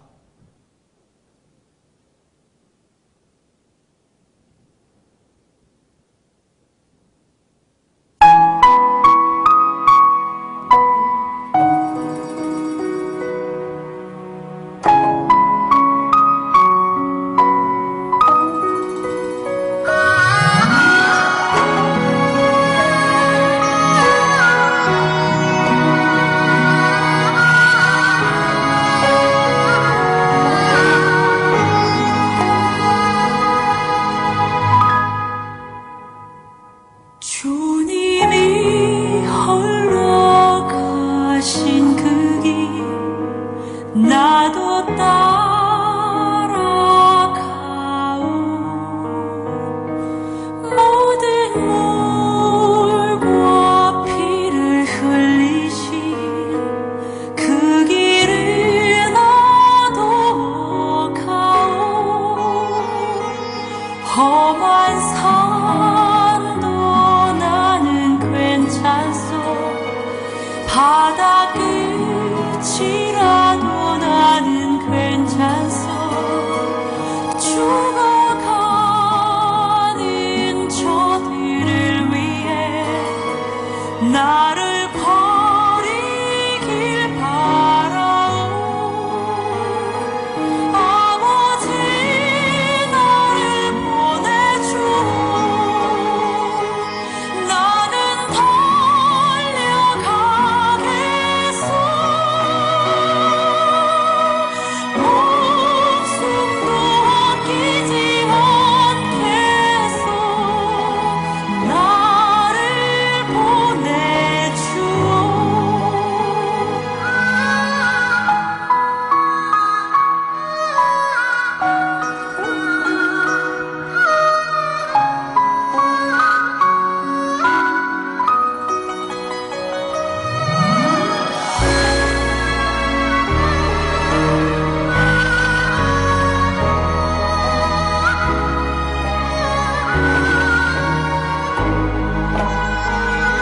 험한 산도 나는 괜찮소 바다 끝이라도 나는 괜찮소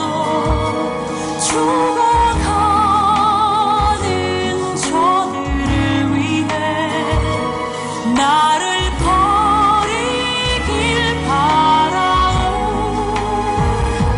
아버지 나를 보내주오 나는 달려가겠소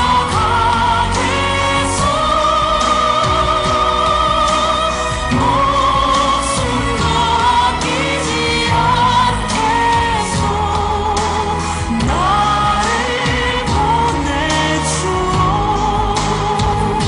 세상이 나를 미워해도 나는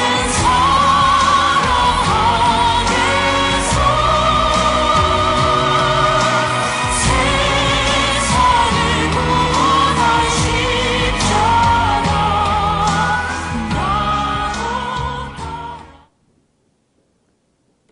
이것이 실제입니다. 실제. 그러니까 예수님이 실제로 계셨고 초대교회가 형성된 것도 사실이고 복음 전하다가 정말 죽었던 거예요. 그게 성경 얘기가 아니다 그 말입니다. 그래서 이 사도시대 때 제일 문제가 되는 것이 교리 중에 제일 문제가 되는 게 그게 두 가지였습니다. 하나는 율법주의고 또 하나는 뭡니까? 영지주의. 그 두 가지가 가장 근본적인 문제였는데 제가 간단하게만 설명드릴게요. 그러니까 여기에 이 사도시대 때 제일 문제가 됐던 것은 여기 율법주의. 그러니까 주님의 은혜로만 천국 가는 게 아니라 여기에다가 율법을 지켜야 된다. 요걸 성경에 자세히 설명한 책이 갈라디아서입니다. 여기 이제 가장 큰 문제였고, 또 한 가지는 영지주의. 자, 영지주의에 대해서 자세히 기록해놓은 책이 바로 요한 1서, 2서, 3서입니다. 그래서 영지주의라는 게 뭐냐 하면은 아주 간단하게 말씀드리면 이렇습니다.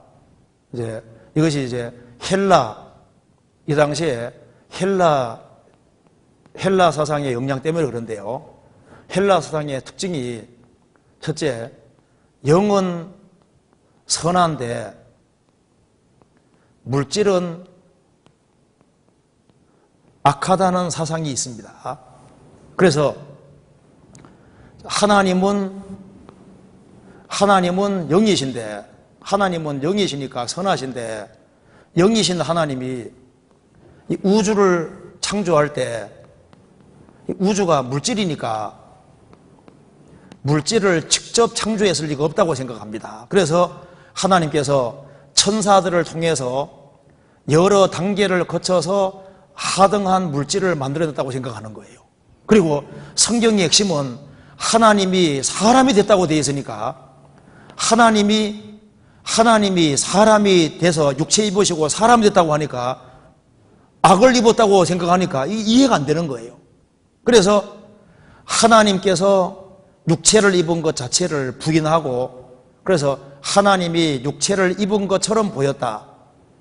그래서 예수님이 실제로 살과 피를 가지고 오셨다는 것을 부인했습니다. 그래서 여기 요한 1서를 읽어보면은 왜 우리가 예수님을 볼 뿐 아니라 만져봤다, 왜 이걸 강조하냐 하면은 영지주의에 속하는 사람은 하나님께서 사람이 물질을 입는 것은, 육체를 입는 것은 악이라고 생각하니까 하나님 육체 입는 것은 불가능하다고 생각하는 거예요. 그래서 이렇게 되니까 이 영지주의에 속하는 사람의 구원관은 예수님의 피를 믿어서 구원받는 것이 아니게 되는 겁니다. 그래서 물질은 악이니까 육체를 악으로 생각하니까 둘로 나가게 됩니다. 첫째는 육체는 악이니까 그냥 몸으로 온갖 죄를 지어도 아무 상관없다는 방종으로 나가든가, 아니면은 철저한 금욕으로 나가서 몸을 그냥 잘 먹여주지도 않고 입혀주지도 않고 몸을 혹사시키는, 결혼 같은 것도 하지 않고, 그래서 이 육체 속에 있는 내가 저 깨끗하신 하나님 쪽에 가려면은 십자가를 통하는 게 아니라 육체를 어떻게 하든 간에 탈출해야 되니까 우리만 아는 신령한 지식, 그래서 이게 영지가 신령한 지식인 겁니다. 신령한 지식. 그러니까 복음이 아니라, 십자가가 아니라 신령한 지식을 통해서 하나님께 도달한다고 하는, 이것이 이 당시에 굉장히 유행했습니다. 그래서 이 사도 요한 1서를 쓸 때도 사도 요한 글을 받는 이 사람들이 같이 모임하다가 한 무더기가 나갔거든요. 나간 사람들이 영지주의자가 나갔던 겁니다. 찾아봅시다. 요한 1서 한번 보세요. 요한 1서 1장 1절 봅시다. 태초부터 있는 생명의 말씀에 관하여는 우리가 들은 바요, 눈으로 본 바요, 주목하고 우리 손으로 만진 바라. 이걸 왜 강조하냐면은 영지주의 속하는 사람들은 예수님이 육체를 입은 것이 아니라 육체를 입은 것처럼 보였고 십자가 달릴 때는 떠났다, 하나님 영이 붙어있다 떠났다고 생각하는 거예요. 근데 우리는 직접 봤을 뿐 아니라 만져봤다. 2절에 이 생명이 나타내신 바 된지라, 이 영원한 생명을 우리가 보았고 증거하여 너희에게서 나오니 이는 아버지와 함께 계시다가 우리에게 나타내신 바 된 자니라. 그런데 여기에 이 사실을 안 믿고 나간 사람이 있었습니다. 19절 저희가 우리에게서 나갔으나 우리에게 속하지 아니하였나니 만일 우리에게 속하였다면 우리와 함께 거하였으리니와 저희가 나간 것은 다 우리에게 속하지 아니함을 나타내려 함이니라. 나간 사람들이 누굽니까? 바로 영지주의자들입니다. 이 사람들이 나갔던 거예요. 그래서 그 뒤에 26절 같이 읽겠습니다. 너희를 미혹해 하는 자들에 관하여 내가 이것을 너희에게 썼노라. 너희를 미혹해 하는 자들을 대항하기 위해 이것을 너희에게 썼다. 이 사람들이 누군지 봅시다. 4장 1절에 사랑하는 자들아 영을 다 믿지 말고 오직 영들이 하나님께 속하였나 시험하라. 많은 거짓 선자가 세상에 나왔음이니라. 하나님의 영은 이것으로 알지니 곧 예수 그리스도께서 육체로 오신 것을 시인하는 영마다 하나님께 속한 것이요 예수를 시인하지 아니하는 영마다 하나님께 속한 것이 아니니 이것이 곧 적그리스도 영이니라. 오리라 한 말을 너희가 들었거니와 이제 벌써 세상에 있느니라. 이 사람들입니다. 그러니까 예수님이 육체로 오신 것을 부인하는 거예요. 예수님이 참 하나님이란 걸 부인하는 겁니다. 그래서 이 사람들이 나갔던 겁니다. 그래서 이 사람들이 나가서 영지에 속하는 사람이 나가서 따로 모여서 나중에는 성경까지 따로 만듭니다. 그래서 따로 만든 성경이 뭡니까? 이게 바로 도마복음이고, 아니 도마 말고 도마복음이 있어요. 도마복음, 유다복음 이제 이런 것이 이제 만들어지게 되는 겁니다. 그러니까 성경에서 말하는 사복음서 말고 따로 복음까지 따로 만들어가지고 이제 따로 모임을 하게 되는 겁니다. 이 사람들이. 그리고 이 사람들이 이제, 그러니까 초대교회 당시에 사도시대 때 제일 문제가 되는 게 뭐라고요? 율법주의하고 그다음에 또 영지주의입니다. 그러니까 이 사람들은 십자가 통해서 구원받는 게 아니에요. 그래서 전년 다른 종류의 것을 통해서 받도록 되어 있는 겁니다. 그래서 사도시대가 이제 이렇게 되고, 그 다음에 사도시대 때 이제 사도 요한까지 죽잖아요. 죽으니까 이제 그 다음에 이어서 사도들에게 배운 사람을 속사도라고 하고 또 속사도에게 배운 사람들을 이제 교부라고 하는데요. 그래서 이제 사도시대가 끝나고 이제 속사도시대가 되는 겁니다. 그런데 사도들에게 배운 사람, 사도들이 열심히 가르쳤기 때문에 속사도들을 아주 건전하게 성경을 가르치고 그렇게 했던 겁니다. 그래서 이제 속사도 시대는 AD 100년부터 313년 기독교가 공인될 때까지 그때를 이제 속사도 시대라고 하는데 이때는 교리적으로는 굉장히 건전합니다. 그런데 이 속사도 시대에 핍박이 굉장히 많았어요. 그래서 여기 한번 보시면요. 이제 우리 속사도 시대 하면은 제가 한번 봅시다. 속사도 시대 하면은 이제 이 서머나 교회 시대라고 하고 서머나 교회 시대하고 똑같습니다. 그래서 로마 황제의 박해가 있었는데요. 트라잔, 하드리안, 마르코스, 아우렐리우스 이 사람이 이제 스토아 학자기도 하지 않습니까? 명상록 저도 대학 다닐 때 마르코스, 아우렐리우스 참 좋은 사람으로 생각했거든요. 근데 나중에 보니까 크리스찬들을 너무 많이 핍박했어요. 그 다음에 이제 세베투스, 막시미아누스, 데키우스 이때 크리스찬들을 아주 로마 전체를 동원해서 핍박하게 됩니다. 그 다음에 발레리안, 디오클라티안 이때는 8년간에 걸쳐서 크리스찬들을 아주 진멸하지 않습니까? 그렇게 하다가 나중에 이제 기독교가 공인되는 거예요. 그러니까 서머나 교회는 박해입니다. 그래서 사랑이 조금 식고 그렇게 하니까 이 박해받는 교회 시대 이때 순교자를 많이 내고 또 주님이 가장 칭찬한 교회입니다. 그래서 왜 핍박이 이렇게 많아지게 됐냐 하면은 이게 좀 이해가 돼요. 이제 사도 시대가 지나고 로마에 유대인들 이제 크리스찬들이 막 굉장히 많아졌지 않습니까? 많아지는데 크리스찬들이 이방 사람하고 잘 섞입니까? 못 섞입니까? 어떻게 생각하세요? 잘 못 섞여요. 왜냐하면 다른 우상들을 많이 섬기고 있는 세상 속에서 크리스찬들이 우상 숭배를 안 하잖아요. 그렇죠? 그러니까 크리스찬들이 로마 지역에 산다는 것 자체가 어려웠습니다. 그래서 다른 신들을 인정하지 않고 예수만 하나님이라고 생각하니까 하나가 안 되고 연합이 안 되는 거예요. 그리고 크리스천들은 황제를 숭배하지 않았거든요.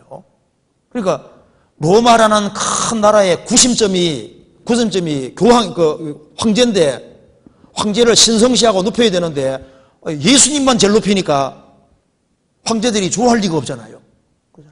그리고 크리스천들을 싫어한 이유 중에 또 한 가지가, 크리스천들은 주님이 곧 오시면은 로마고 세상이고 다 망한다고 얘기하니까 좋아하겠어요? 주님 오시면은 이 죄 많은 로마 다 심판을 받게 된다고 얘기를 하니까, 로마는 영원하다고 생각하는데 로마가 결국은 망한다고 하니까 크리스천들이 그런 말을 하니까 싫어하죠.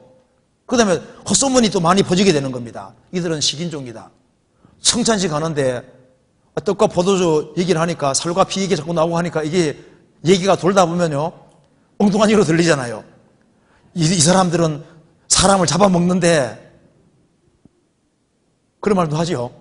그러니까 성찬식을 하는 것에 대해서 오해를 하게 되고, 또 같이 모이면은 옛날에는 또 이제 서로 포옹하고 입 맞추고 했었거든요. 입 맞춤으로 문하는 말 나오잖아요.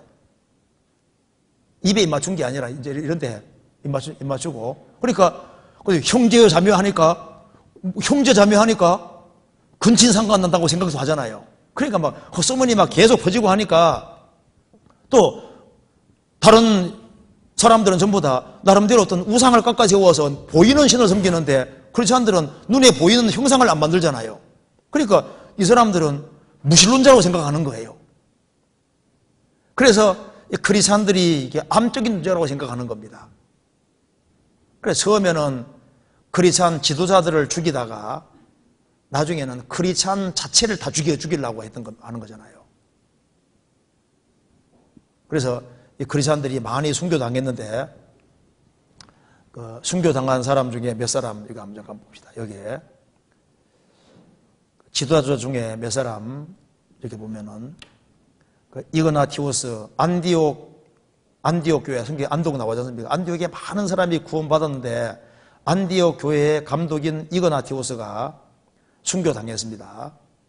그래서 이그나티우스도 순교당하고, 그 다음에 이그나티우스는 이렇게 얘기했습니다. 칼에 가까우면 가까울수록 하나님께 가까이 있다. 나는 하나님의 알곡이다. 나는 순전한 떡이 되기 위해 야생동물에 의해 씹혀 가루가 될 것이다.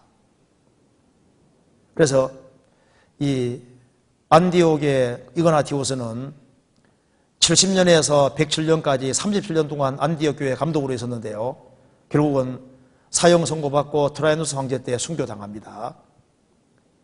그리고 이제 안디옥 교회, 여기 안디옥 교회. 이방 교회, 이방 사람에게 전도하는 초석이 된 곳이 바로 안디옥 교회고, 최초로 선교사를 보낸 데가 안디옥 교회잖아요. 바울과 바나바를 보낸 데가 이게 안디옥 교회입니다. 안디옥 교회가 있었던 곳입니다. 그 다음에 저스틴 마티어, 순교자인데요. 이 사람이, 저스틴 마티어, 이 사람은 구약 성경을 굉장히 익숙하게 알고 있는 사람이고, 시편 22편, 예수님 십자가 죽으시는 게 생생하게 묘사되어 있잖아요. 시편 45편은 예수님 왕이라고 되어 있고, 그래서 이 시편 이사야 52장, 53장을 굉장히 좋아했는데요. 예수님 죽으심이 자세히 나와 있으니까. 그래서 이 저스틴 마티어도 여기에 순교를 했는데요. 그 다음에 이제 폴리갑도 순교했다는 거 아시죠? 폴리갑은 사도 요한의 제자입니다. 115년에서 116년까지 서머나 교회 감독으로 있었는데요. 이제 이 사람 인격이 워낙 훌륭하니까 내 앞에서 예수 안 믿는다는 말만 한마디 하면 살려주겠다. 그런데 폴리갑이 말했습니다. 86년 동안 나는 그리스도를 섬겨왔는데 그동안 주님은 단 한 번도 나를 섭섭하게 하지 않아서, 그런데 내가 어찌 나를 구속해 주신 내 왕을 욕하겠소? 총독은 당신은 불타 죽게 될 것이라고 위협했지만은, 당신이 잠시 타다가 곧 꺼져버리는 불로 나를 위협하지만 이는 당신이 다가올 심판의 날과 영원한 형벌이 악인들을 기다리고 있는 불을 알지 못하기 때문이요. 무엇 때문에 지체하시오? 어서 당신이 원하는 대로 하시오. 그래서 폴리갑이 그 화형을 당해 죽습니다. 그러니까 이 크리스찬들이 신앙 때문에 죽고 그리고 순교할 때 기꺼이 죽음을 맞이하는 거예요. 그런데 처음에는 기도적인 위치에 있는 사람을 핍박하다가 데시우스 황제 때는 250년, 251년 그때는 로마 전역에서 크리스찬들을 박해하는 거예요. 그러다가 데오도시우스 황제 때는 디오클레티안 황제 그때는 막 핍박이 아주 극에 달했는데 어머니가 부추긴 겁니다. 부추겼다 그러거든요. 그 어머니가 크리스찬들을 그렇게 미워해서 디오클레티안 황제 배후에서 계속해서 크리스찬들을 지구상에 없애라고 그렇게 해서 말을 안 듣다가 어느 날 결심을 굳히고 크리스찬들을 아주 지구상에서 완전히 없애려고 그래서 성경을 로마라는 나라의 성경을 완전히 없애려고 해서 싹 없앴다고 생각했습니다. 나중에 기념화폐까지 만들었는데 그 사람 죽고 얼마 지난 이후에 기독교가 공인되잖아요.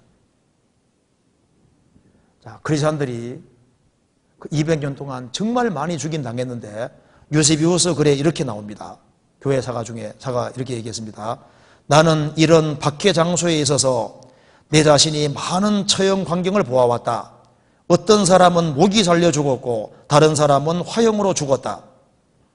단 하루에 수많은 사람이 살해되어 도살자에 의해서 무뎌진 도끼가 부러져 조각이 났고 기력이 진해진 형리는 때때로 쉬면서 기운을 되돌려 했다. 그리스도인들은 노래하며 마지막 숨을 거둘 때까지 하나님께 감사의 찬양을 드렸다. 유세비우스 글에 보면은 디오클레티안 황제 때 더베 지역의 크리스찬들은 조개 껍질로 살을 막 도려내서 죽임당하기도 하고 여인 다리를 탁 꺾어서 발가벗기운 이후에 높은 곳에 달려와서 구경거리가 되기도 하고 또 아주 튼튼한 가지를 딱 휘기 위해서 손하고 발에 묶었다가 탁 놓으면 손과 발이 딱 떨어지기도 하고 엄청난 핍박을 했습니다. 크리스찬. 그래서 크리스찬들이 숨어둔 곳이 카타콤. 그래서 숨어들어서 빛도 보지 못하고 정말 고통 속에 살았잖아요. 이렇게 카타콤 아시죠? 이거 봅시다.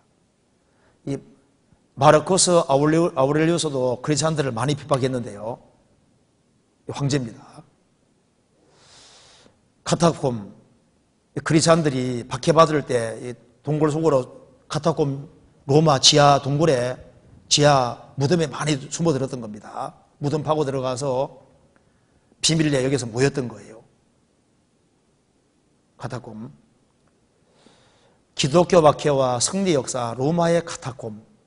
그래서 크리스찬들 이 당시에 표시가 물고기 표시, 물고기. 크리스찬 표시입니다.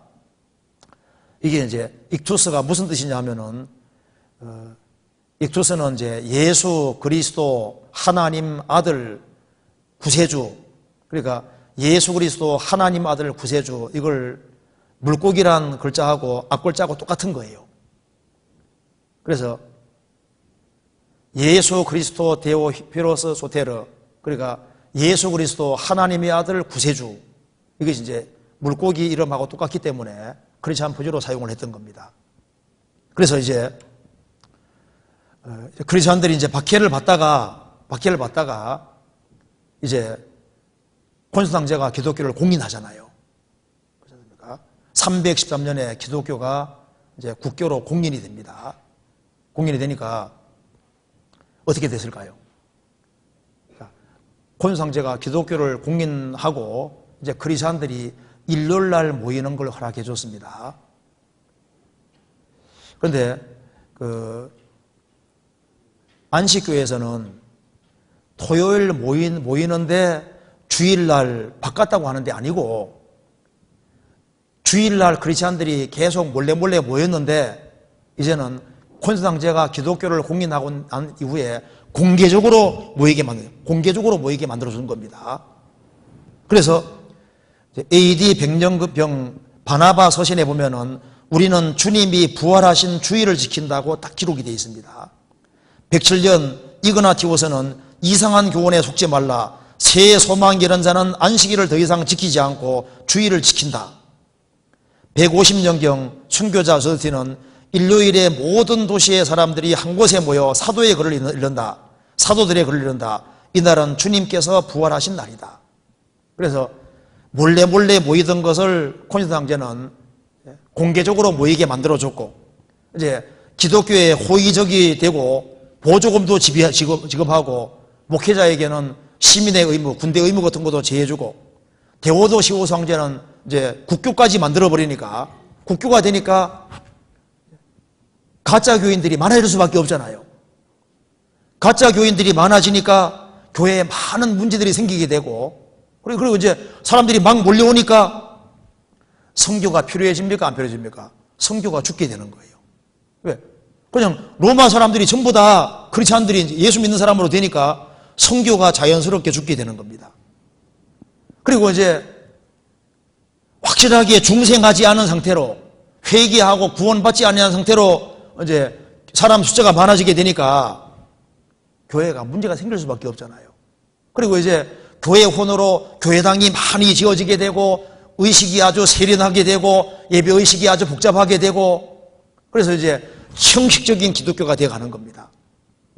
교회가 세속적이 되게 되고, 그 다음에 참으로 회개치 않고 들어왔으니까 구원받기 전에 풍습을 그대로 가지고 들어오니까 그 사람들은 눈에 보이는 걸 좋아하니까 이제 눈에 보이는 성물 숭배도 되고, 마리아 숭배, 그 다음에 이제 성인 숭배도 나타나게 되고, 그림도 숭배하게 되고, 이제 별 문제들이 많이 생기게 되는 거예요.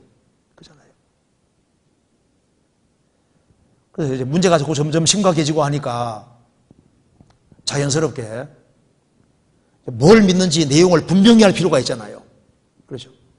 그렇게 해서 이제 사도신경도 점점 이제 가다듬어지게 되고, 그래서 이제 사도신경도 나중에 AD 8세기경이 되면 사도신경도 지금 우리 현재 가지고 있는 사도신경과 똑같이 이렇게 되게 됩니다. 사도신경이 좀 문제가 좀 많이 있습니다. 잠깐 볼까요? 이거 한번 봐봐요. 여기에 사도신경에 대해 잠깐 봅시다. 이 사도신경이 일단 사도들이 만든 것이 아닙니다. 사도신경이 사도하고는 처음부터 관계가 없어요. 그리고 이런 형태가 갖추어지게 된 것도 이제 후대에 갖추게 되는 겁니다. 사도신경 자체가 처음부터 이렇게 되어 있지 않았습니다. 그래서 여기 보면은 사도신경에 문제가 있는데요. 전능하사 천지를 만드신이 아니라 창조하신, 이렇게 해야지 맞습니다. Almighty Maker of Heaven and the Earth. Heaven and Earth. 그러니까 메이커가 아니라 크리에이터로 해야지 맞는 거예요. 그리고 본디오 빌라도에게 고난받으사, 본디오 빌라도는 예수님을 안 죽이려고 했잖아요. 그리고 예수님이 He descended into hell, 지옥에 내려가셨다. 원사도신경에는 이 말이 있거든요. 예수님 지옥에 내려간 게 아니잖아요. 그리고 이제 거룩한 공회와, 근데 홀리 캐톨릭 처치입니다. 여기 보면 사도신경에, 원사도신경에 홀리 카톨릭 처치, 홀리 캐톨릭 처치입니다. 더 홀리 캐톨릭 처치입니다. 그러니까 이 사도신경 자체가 처음엔 없었다가 어떻게 생기게 됐냐 하면은, 일단 침대 줄 때 하나님 믿습니까? 창조주를 믿습니까? 그리스도를 믿습니까? 이렇게 묻게 되잖아요. 그러다가 이제 거기에 조금 정교하게 돼가지고 AD 6세기에 들어가면은 거룩한 공회와 거룩한 가톨릭 교회가 딱 들어가고, 8세기에 들어가면 음부에 내려가서 그것도 들어가게 되고, 그 다음에 이제 8세기에 되면은 음부에 내려가서, 그 다음에 홀리 캐톨릭 처치, 그 말도 그 말하고, 그 다음에 성도가 서로 교통하는 것, 영원히 사는 것, 이런 표현이 들어가게 되는데, 이게 사도신경이 형성된 것은 AD 8세기에 이런 모습을 취하게 되는 겁니다. 근데 이것이 사도신경 만든 것은 구원받은 사람 딱 믿어져 버리잖아요. 근데 사도신경을 초대 교회 때부터 사도신경을 고백한 것이 아니기 때문에 그걸 고백하든 안 하든 그건 중요한 게 아닌 겁니다. 그게 내용이 믿어진다는 게 중요한 거예요. 그렇잖아요. 그리고 이제 이걸 봅시다. 근데 여기 이제 읽어봐봐요. 이제 기독교인들이 이제 로마가 기독교 국가가 되니까 문제가 자꾸 생기잖아요. 문제가 생기면 어떻게 될까요? 크리스찬들이 문제가 생기니까 이제 교회 안에 이제 이런 일이 생기는 겁니다. 이거 한번 봅시다. 여기 봅시다. 자, 여기 봅시다.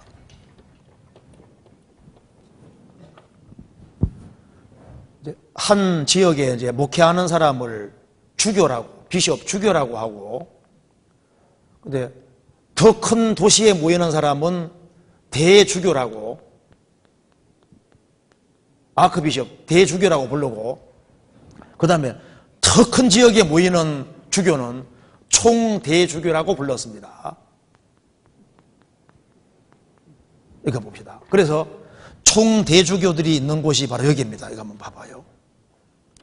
여기 보면은 이제 로마라는 나라가 있을 때 가장 많은 사람들이 모이는 곳이 여기 보면 이제 안디옥, 그 다음에 콘스탄티노플, 알렉산드리아, 로마 이렇게 네 곳이 이렇게 있었던 겁니다. 그런데 로마가 워낙 크니까 동로마, 소로마로 이렇게 나누어서 이제 다스리게 되는데요.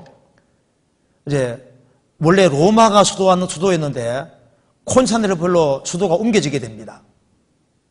그리고 이제 게르만족이 그래서 문제가 생기니까 총대주교들하고 의논할 거 아니에요. 그러다 보니까 총대주교의 힘이 점점 세지잖아요.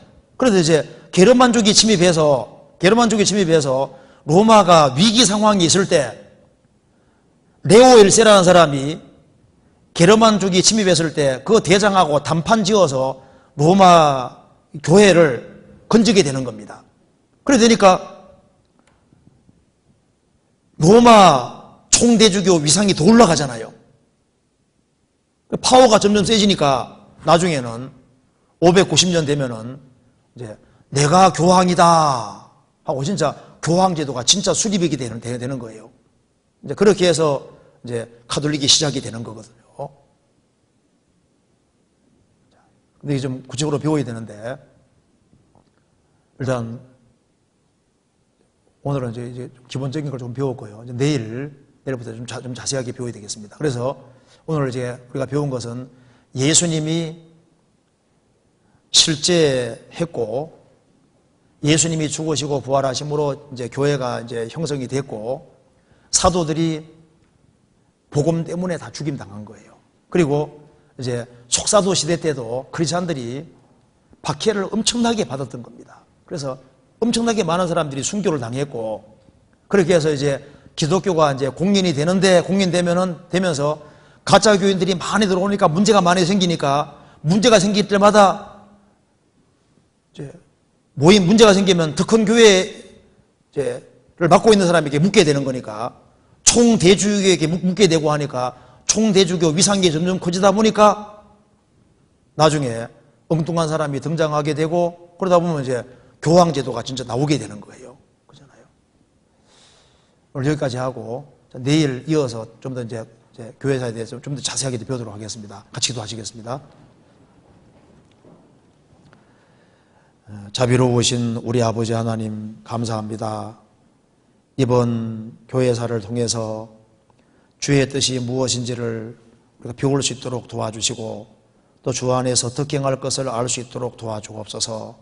지금까지 복음이 전해지는 과정에 얼마나 많은 사람들이 순교를 당하고 얼마나 많은 사람들이 희생과 수고했는지를 저희들이 알 수 있도록 도와주시고 이번 집회를 통해서 우리의 마음을 다시 새롭게 할 수 있도록 주님께서 도와주시옵소서. 주 예수 그리스도 이름으로 기도하옵나이다. 아멘. 수고하셨습니다.